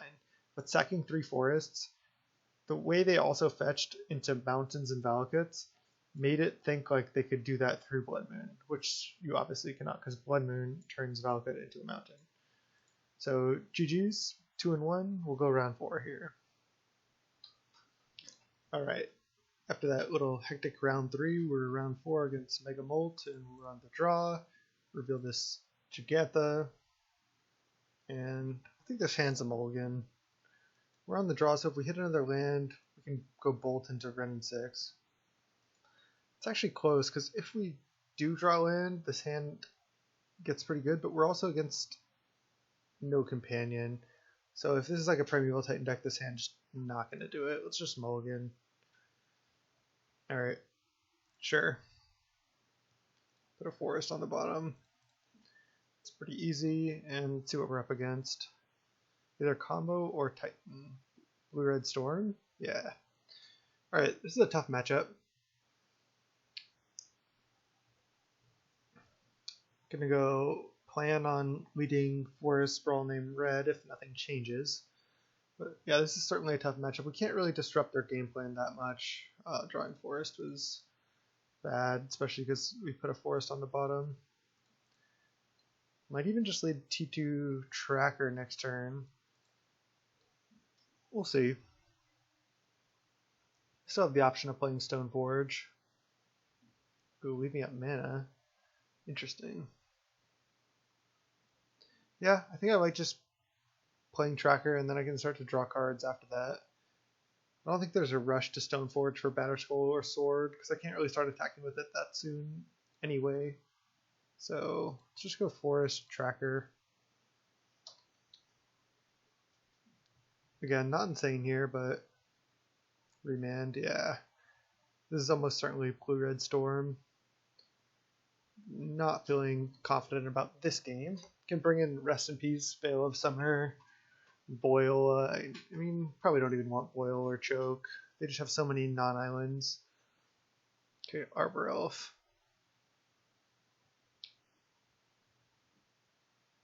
I think I go one more time Tracker plus Arbor Elf, rather than trying to jam Stoneforge. Yeah, still play Tracker. And then I'll just play Forest, make a Clue, and play Arbor Elf. And then my opponent will probably bolt the Tracker. Oh, Gifts, end of turn, untap, win. Yep, that's what it looks like.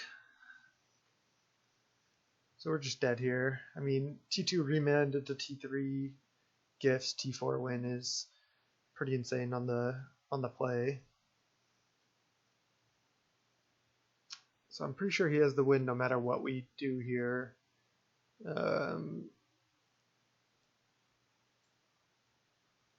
Yeah, because if I put the rituals in hand, it just gets even worse. I guess I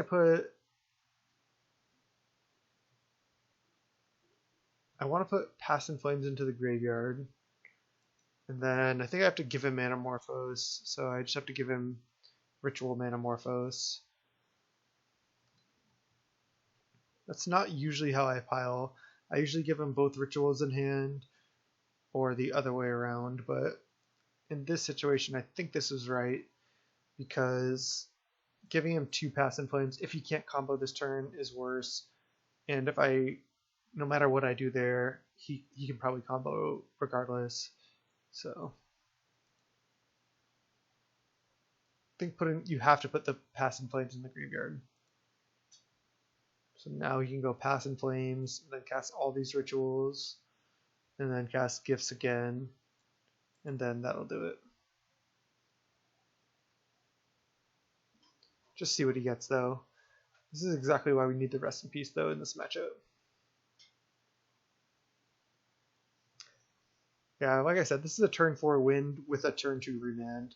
So we just had absolutely no chance. Luckily he doesn't know that we're white, so if we stick a Rest in Peace, that could definitely buy us some time in game 2.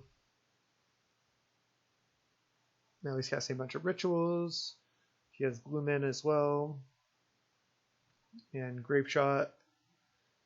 And a remand Grape Shot. He just doesn't even need to cast Gifts again. He just has it. Okay.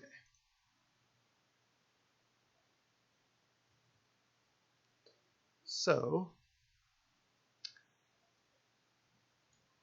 I think we want Veil, all these Rest in Peace. A lot of times they do bring in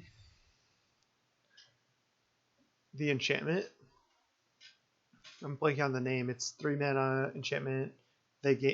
Your opponent gains 10 life, and then each spell they play deals it puts a counter, and then it deals damage for each counter on it. Wonder if I want Night of Autumn for that. I mean, it's still a 4/3. Don't think I want Clothis with the Rest in Pieces, and it's just pretty slow. I think Sword of Feast and Famine come out. Fire and Ice just seems better. Maybe not. I mean, making discard is relevant. But I think just pro blue-red is just more important. I'll keep the 1 Batterskull. Make Stone. I mean, yeah, I gotta keep Stoneforge in for sure. I think I'm also gonna keep. Blood Moon's really not that great, especially they have Manamorphose and stuff. Could just keep in 2 moon effects, and then just try to aggro them out. I think that's my best plan. Have this disruption. Could have Night of Autumn, especially over Bonecrusher Giant or something, but this at least kills the Goblin Electromancer. Roll Spellbreaker seems really bad. I mean, this is also just a 3 mana 4/3 that can possibly kill the enchantment. Maybe I just do this, because this is still a 4/3, so it still can apply pressure. Maybe I want Choke and or Boil. They're going to have some islands. Could still get him with a Blood Moon. Just don't want too much of that effect, I don't think. I think this is... Oh, Wrenn and Six is just not good either. I always forget about taking out Wrenn and Six. Maybe I keep in the Blood Moons then over Boils and Chokes.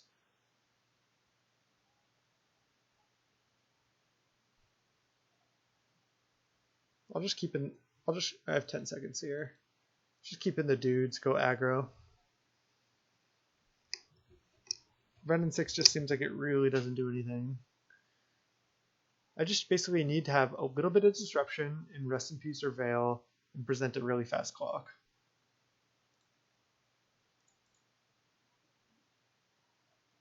Yep. Hopefully he plays a T2 Electromancer, not Baral, because this cannot kill Baral.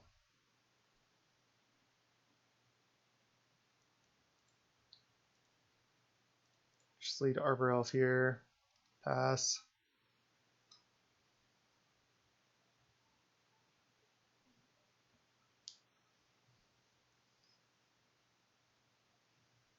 Wonder if I'm just playing out a Bonecrusher here.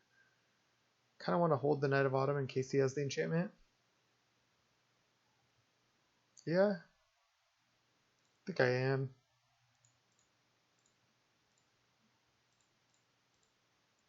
Just going to play a 4/3.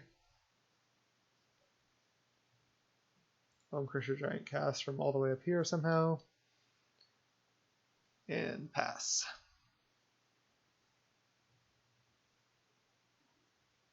Electromancer? Nothing. Alright, now I can play another Bone Crusher Giant.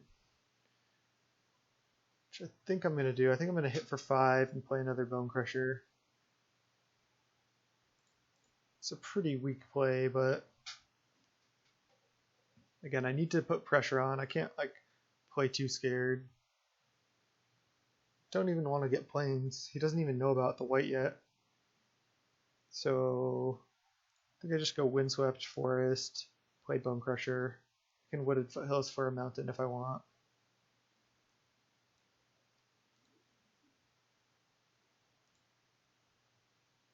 And I have an Arid Mesa to get a plains, or both of these can get white sources too. Just play another 4/3.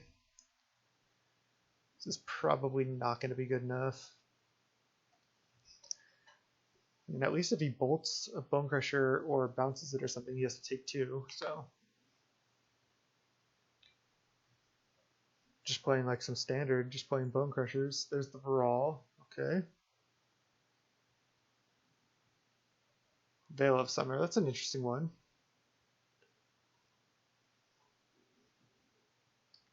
Now I think I'm just attacking with both Bone Crushers and playing out Night of Autumn, because now I don't think killing the enchantment's that relevant, because we can just kill him at some point, like next turn, if he doesn't win, and we have Veil of Summer for anything random. So now I just go Arid Mesa, get plains, leave up Veil of Summer.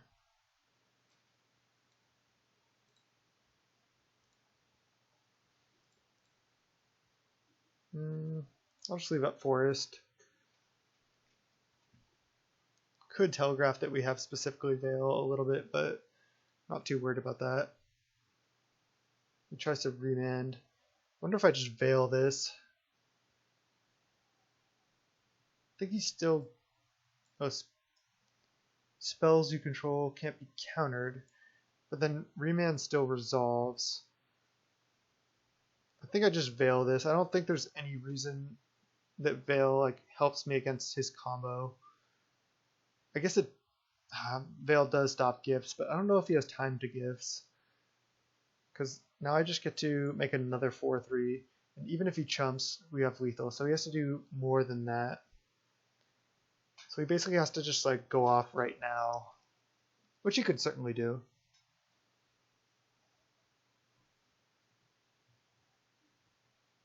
See if he has it.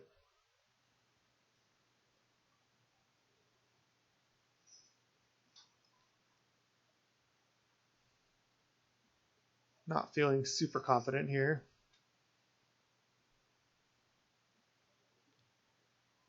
But I also felt like if he's thinking here, he either would have slammed the combo, just like gone off. He has to go for it. Serum Visions. Okay, that's a good sign. 1 card bottom, 1 card top. Manamorphose, draw that card. Doesn't mean anything yet. Okay, well that does. So he could pass in Flames, but that doesn't necessarily mean he has a win. Gifts. Damn. See, maybe I should have held the Veil of Summer, because I could have countered this Gifts. This might have been a punt as well.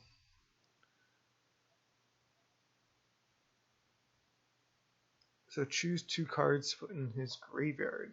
This is interesting, because he might have Pass in Flames in hand. Let me think about this. So Pass in Flames costs 4 mana, it costs 3 with Brawl, and he has 3 mana up. But Manamorphose adds 1 mana. So I think because he has to have Pass in Flames in hand. What's the storm right now? It's Serum Visions, Manamorphose, Pyretic Ritual, Gifts. I think I'm dead. But I still think I put... Let's see, if I Don't give him both rituals. Let's say I put both rituals in the yard.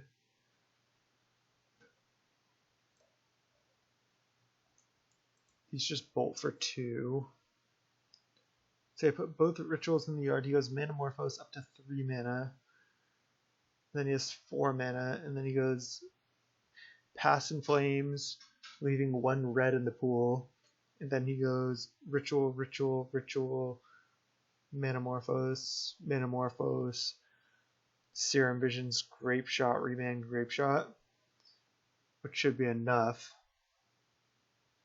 I'm just going to give him both rituals, I think. Let's see what happens. I think I'm dead. Needed to save the Veil to counter gifts. Yeah, now he has Pass in Flames, for sure. Yep.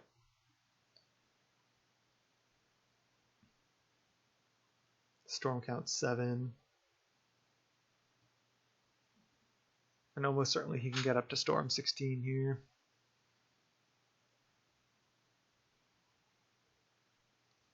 That's why Rest in Peace is so huge in this matchup, because it takes away their avenue of Pass in Flames to win.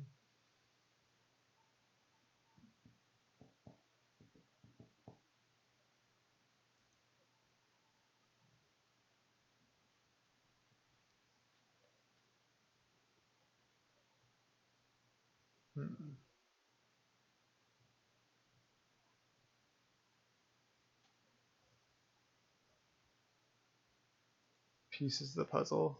Okay. Is he just doing this just because whatever? Because he can? I thought I put the Grape Shot in his graveyard, but maybe not.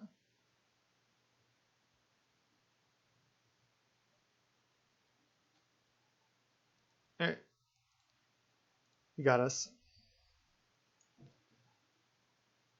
Wonder if I had played different with that Veil. Might have gotten there. I feel like I'm not playing 100% here, but that's still a rough matchup regardless. Let's go right into round 5. Okay, we're against Butai or Batai. Don't know how to say that. Let's go. Reveal Jegantha. Let's see what we're up against in the 2-2 bracket. Zerta. Okay. Wonder if this is cycling. Or it could just be like Devoted Druid combo with Zerta. Heliod. Snap, keep the sand. This hand should be great.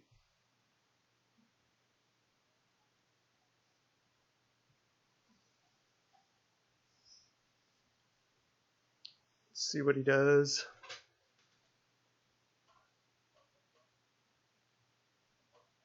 Windswept Teeth. Okay, he's probably just the creature combo deck with Heliod. Is he going to get a basic? No.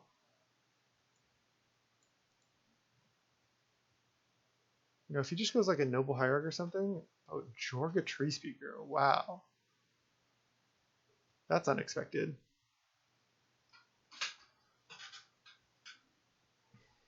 Now I can just try to level him and go like Windswept Teeth pass. And then he's going to go level Jorga and I can bolt it in response. Seems good to me. Just going to pass the turn. I'm going to go for this line. I know I don't really get to play a spell on turn 2 anyway, but I mean, I almost certainly think he's going to go for a level Jorga here. There's almost like no question. Yeah. So now I just get to time walk in anyway. So it's like the same as playing Utopia Sprawl. We just get to bolt this and take his turn up. I played a lot of Jorga Tree Speaker when it was back in Standard. That's like when I was starting to play Standard around that time. And let's see what land. I guess I have to get Stomping Ground. And so many times, Bolt was in that format as well. And so many times I was playing Jorga Tree Speaker decks. I would play Jorga Tree Speaker and not level it to play around Bolt. Because when this happens, it's like so bad for you.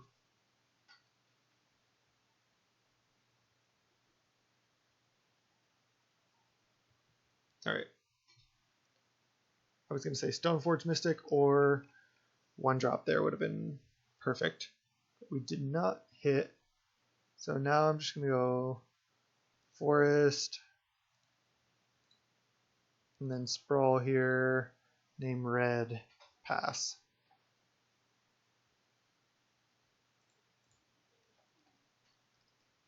Next turn, probably just jamming a Blood Moon. We can also consider just to play Bloodbraid Elf though, depending on what he does. Okay, Devoted Druid. And no other land. Okay, I think I'm going to play Blood Moon. Then he gets Devoted Druid in play, but he doesn't have any white mana. So, yeah, I definitely like this. Just go Blood Moon, play Sacred Foundry untapped, pass the turn. I definitely like the way I played this game so far. Some of the other games I played a little sloppy, I think. Didn't take the best lines, but also this is my first league with this particular deck. That being, oh wow, basic forest, that's so bad for me. Oh, this is just elves with Zerta. Okay, that's what I thought it might be. With Relic too? Okay.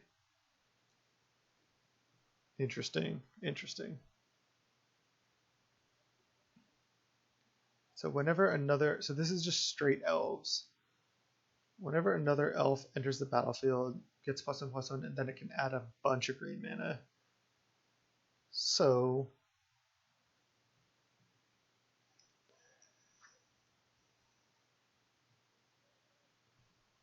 I have a couple options, and I guess they're really just play Jegantha or play Bloodbraid Elf.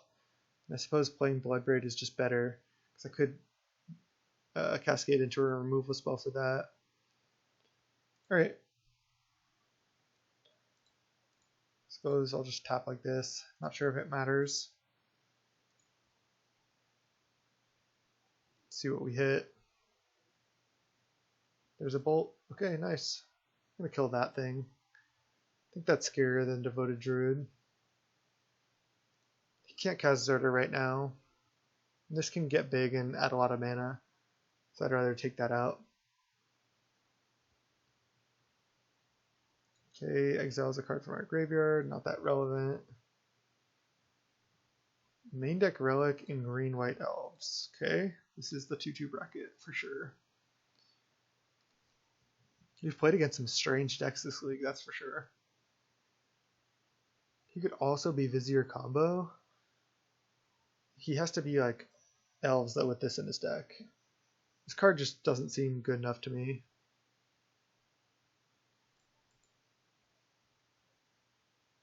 Collected Company. Jorga Heritage. Okay, it's like not scary at all. Could have been way worse.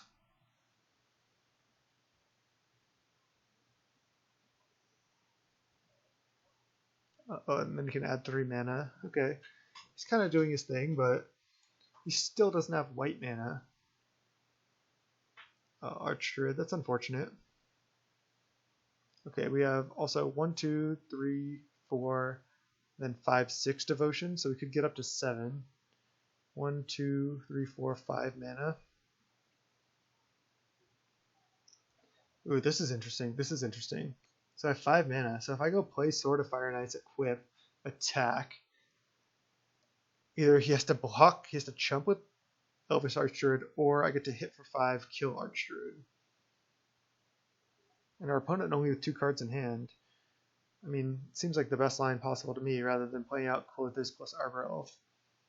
So let's go.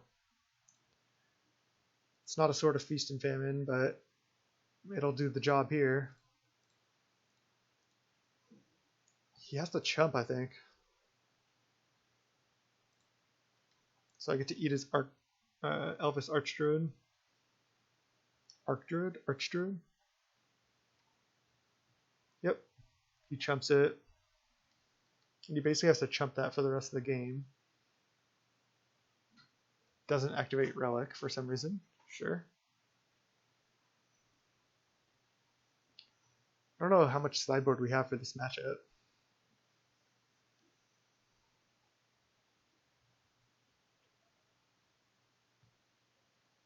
But I think our plan is just to play dudes and kill some guys and Sword of Feast and Famine should be good in this matchup. I just don't know how you could have main deck Relic plus Collected Company. I mean, I guess just main deck Relic is good against all the Lurrus decks. Level, play Devoted Druid, 2 cards in hand. Again, he's got to do something about this Bloodbraid. Okay, so I have 1, 2, 3, 4, 5, 6 mana.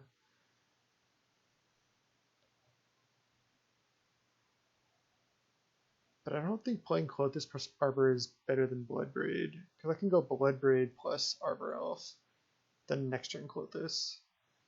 So that's what I'm going to do. Bloodbraid Elf, Cascade into Arbor Elf, and then I attack with both Bloodbraids.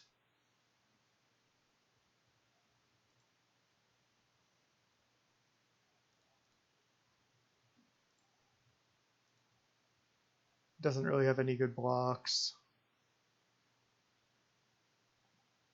Oh, he's going to cast Collected Company here. Okay.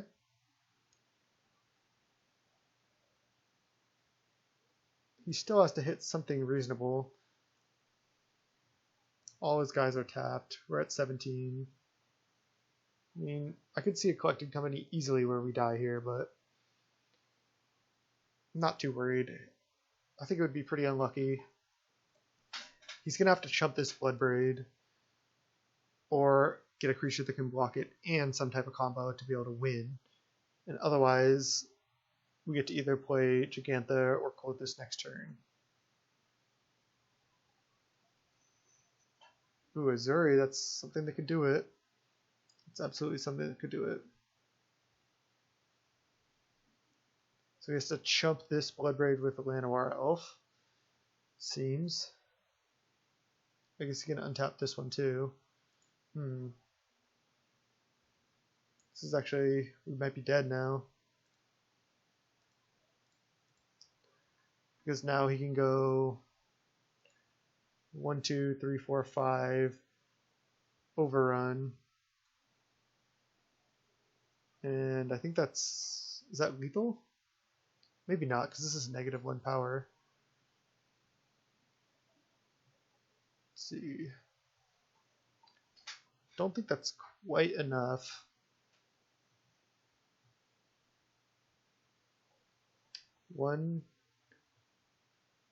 Let's see. 1, 2, 3, 4, 5. Elves get +3/+3 and trample. So this is 2 plus 6, 7, 8, 9, 10, 11, 12, 13, 14 damage if he attacked with all. So I think right now he can only deal 14.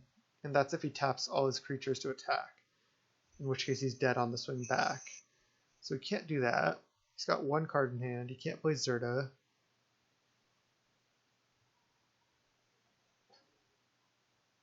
This is close though. This is close. Don't think he has really great attacks here. And then we get to play Jegantha Clothis and have a lot of toughness back to block next turn. But he can block Regenerate next turn. Ooh, Archdruid, okay. I mean, that kills us next turn for sure. Because he can overrun with this now.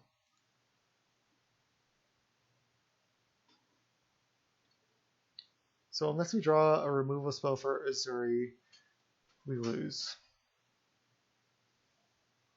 Exile the graveyards, draw, sure. We only have 2 Bone Crusher Giant left in the deck, I think.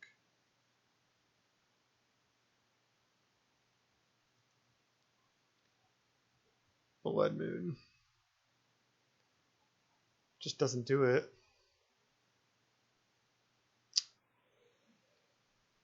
So he has 1, 2, 3, 4, 5, 6 elves, so that's 6, 7, 8, 9, 10, 11, 12 mana. So we can overrun twice. Yeah. Yeah, this does not seem ideal. Let's go Jegantha, Clothis, pass.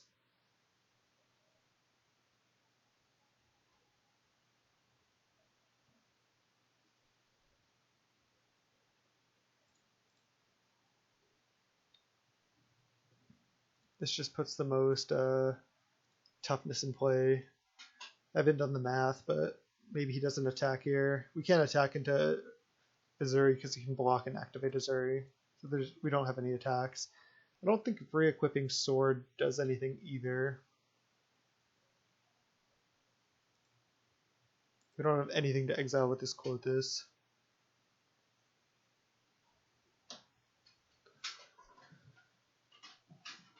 Man, he was able to just grind through our removal here. I mean, having that basic forest was just huge, absolutely huge. I took the Blood Moon line because he didn't show that. So I wonder if he top decked it or if he had it the whole time.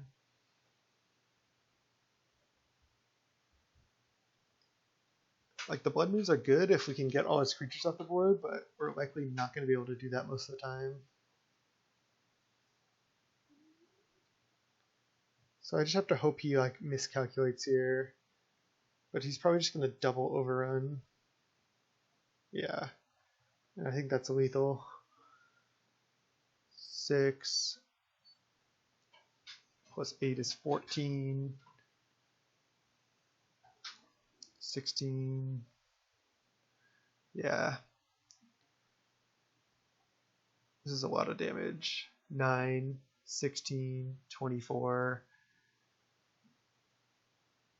32. I don't know. 24. Yeah, 32. 38. And I have 4, 5, 6, 7, 17 back.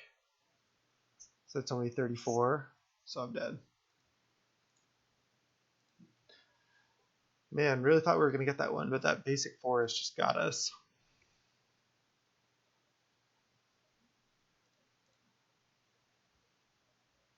He still, that right there, only had lethal by 2 damage. Oh man, we have no sideboard for this matchup. And we have Wrenn and Six.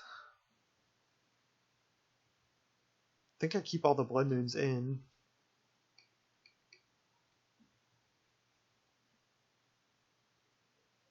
I just think I don't sideboard. I think I keep both swords in.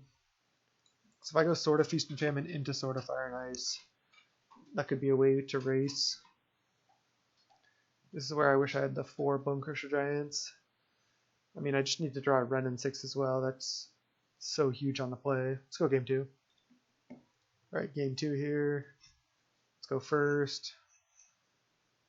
He's going to reveal Zerto. We're going to reveal our companion.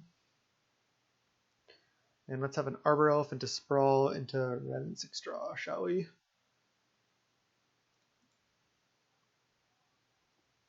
Close. Arbor Elf, Sprawl. If we draw a land, we can turn 2 Bloodbraid. We still have a T2 Magus. Definitely have to keep this hand. Gonna lead basic forest Arbor Elf here. Leyline of Abundance. Wow. Oh, this has an activated ability. Interesting. That's cool. Let's go Elf, pass. So yeah, any land is our best draw. It allows us to Bloodbraid or Magus next turn. Heritage. Land. Land for Magus. Yes. That's sick. Because now he doesn't have green mana, assuming he doesn't have a forest. And I have to make that assumption here. I could play a T2 Bloodbraid Elf, but I think just getting the Magus down is better. Let's get another forest. Sprawl here. Name red. And play Magus of the Moon. And then next turn, we have a lot of good options.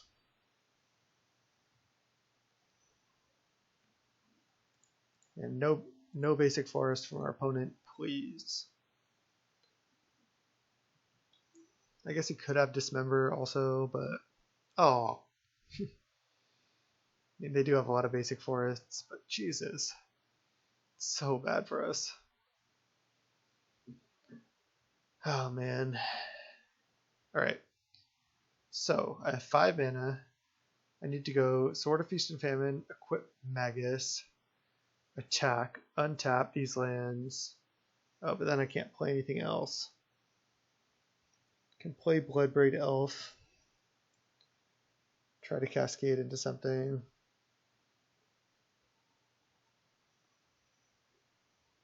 I think I just go equip Sword.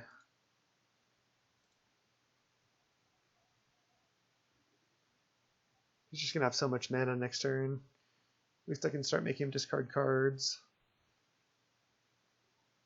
Because I got Forest, it's kind of rough for me. And again, just having the Forest post Blood Moon effect, just brutal. To untap my lands, but even if I had a non-basic tap a white source for Stoneforge, I have Magus out, so that doesn't work. If I had drawn another land, I could post-combat Bloodbraid Elf here, but I don't.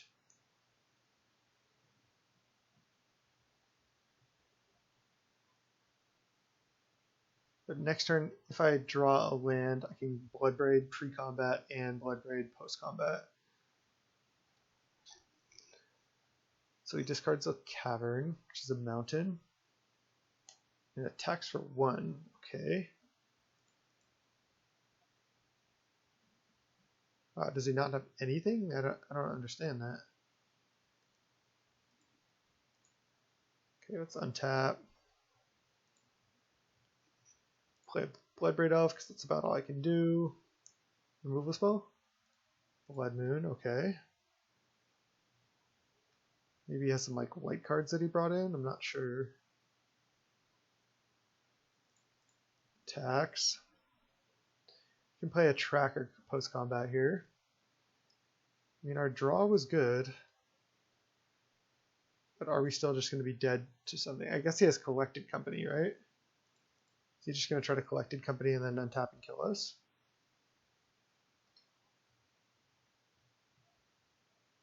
No, because he would have Collected Company to try to block Bloodbraid potentially. Just don't know what he has in hand.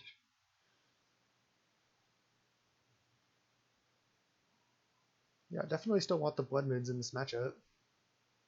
Okay, sure.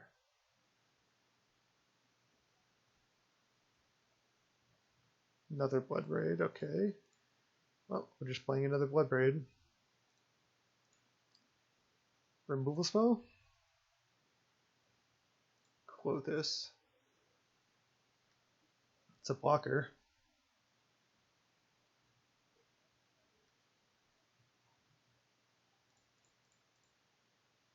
Attacks.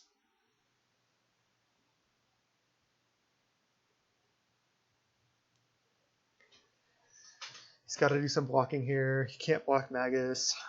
If I get his last card, should be game.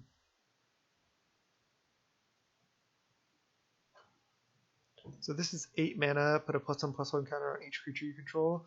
But if you go infinite mana with Devoted Druid and you have a leyline out, you make all your creatures infinite power. So that makes me think he definitely has some number of Vizier of Remedies in his deck. Oh, he just took lethal? Okay. Not sure if he just didn't do the math or just messed up there, but I'll take it. Alright. We just 100% need to draw a Wrenn and Six. And I don't want to side in... I don't think I want to side in Knight of Autumn for her leyline. Do I? Seems really bad. Gruul Spellbreaker is also pretty bad.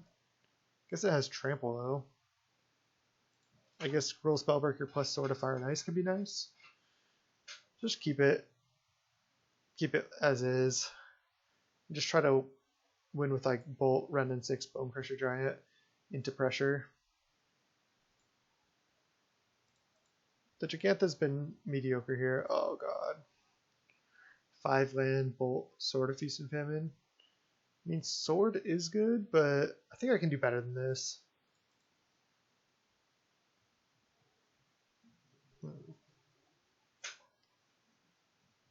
He mulliganed to 5. I think this is actually a keep, just because I have a land, Arbor Elf, and a Bolt. So if I draw a land, it's actually decent, especially if it's a white source. And I can T1 Bolt something if I want. I'm going to keep this. Could put back a Bloodbraid, but I think I'm just going to put back a Gruul Spellbreaker. I think having double Stoneforge is actually fine. Just need to draw fetch land here.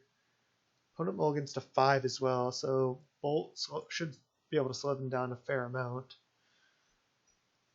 Alright, what you got? Is he going to 4? Looks like he's probably keeping 5, deciding what to bottom.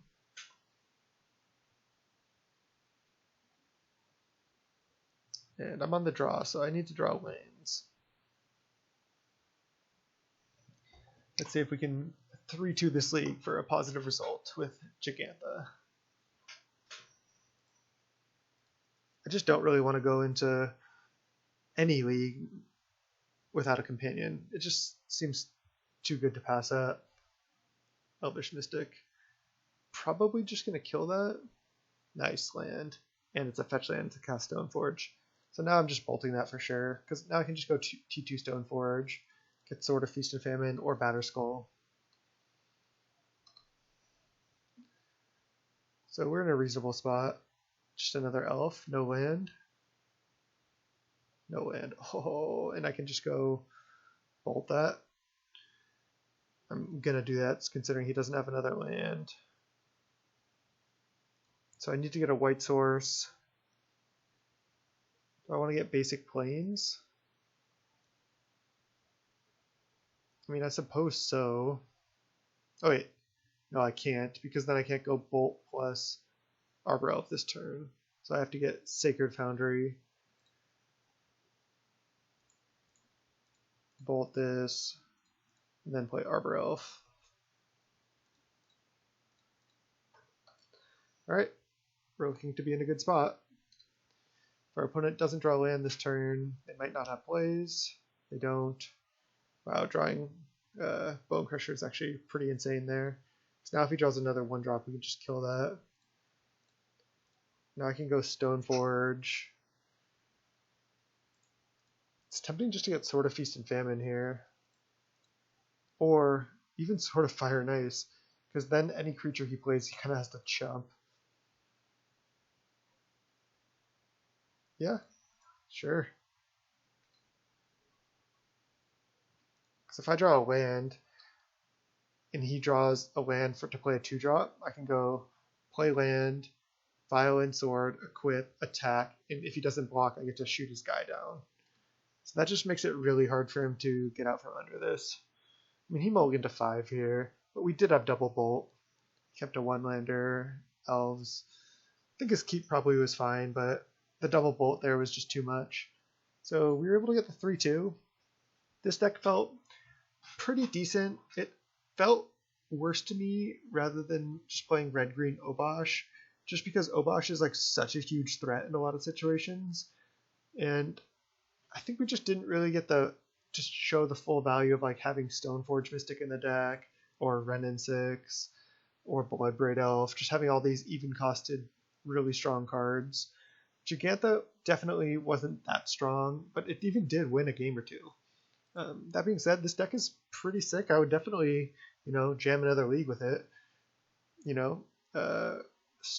Ponza with Stoneforge was a deck I was doing pretty well with before Companions came out, and this is basically that deck with a Companion, just with a few things changed. I'm not sure about 4 Tracker. You just might not have time for that, and you have plenty of value in your own Companion and your Bone Crusher Giants, your equipments cost a lot of mana, stuff like that. So maybe like more Spellbreakers would be good. Maybe just some other random 3-drops like Rabblemaster, or playing more Wrenn and Six, or go up to 4 Bone Crusher Giant. So there's definitely some options, but the deck was fun. This league was a lot of fun to play. Hope you enjoyed the content. This is youtube.com/snapbolt. If you like the content, please subscribe. And until next time, thank you so much for watching.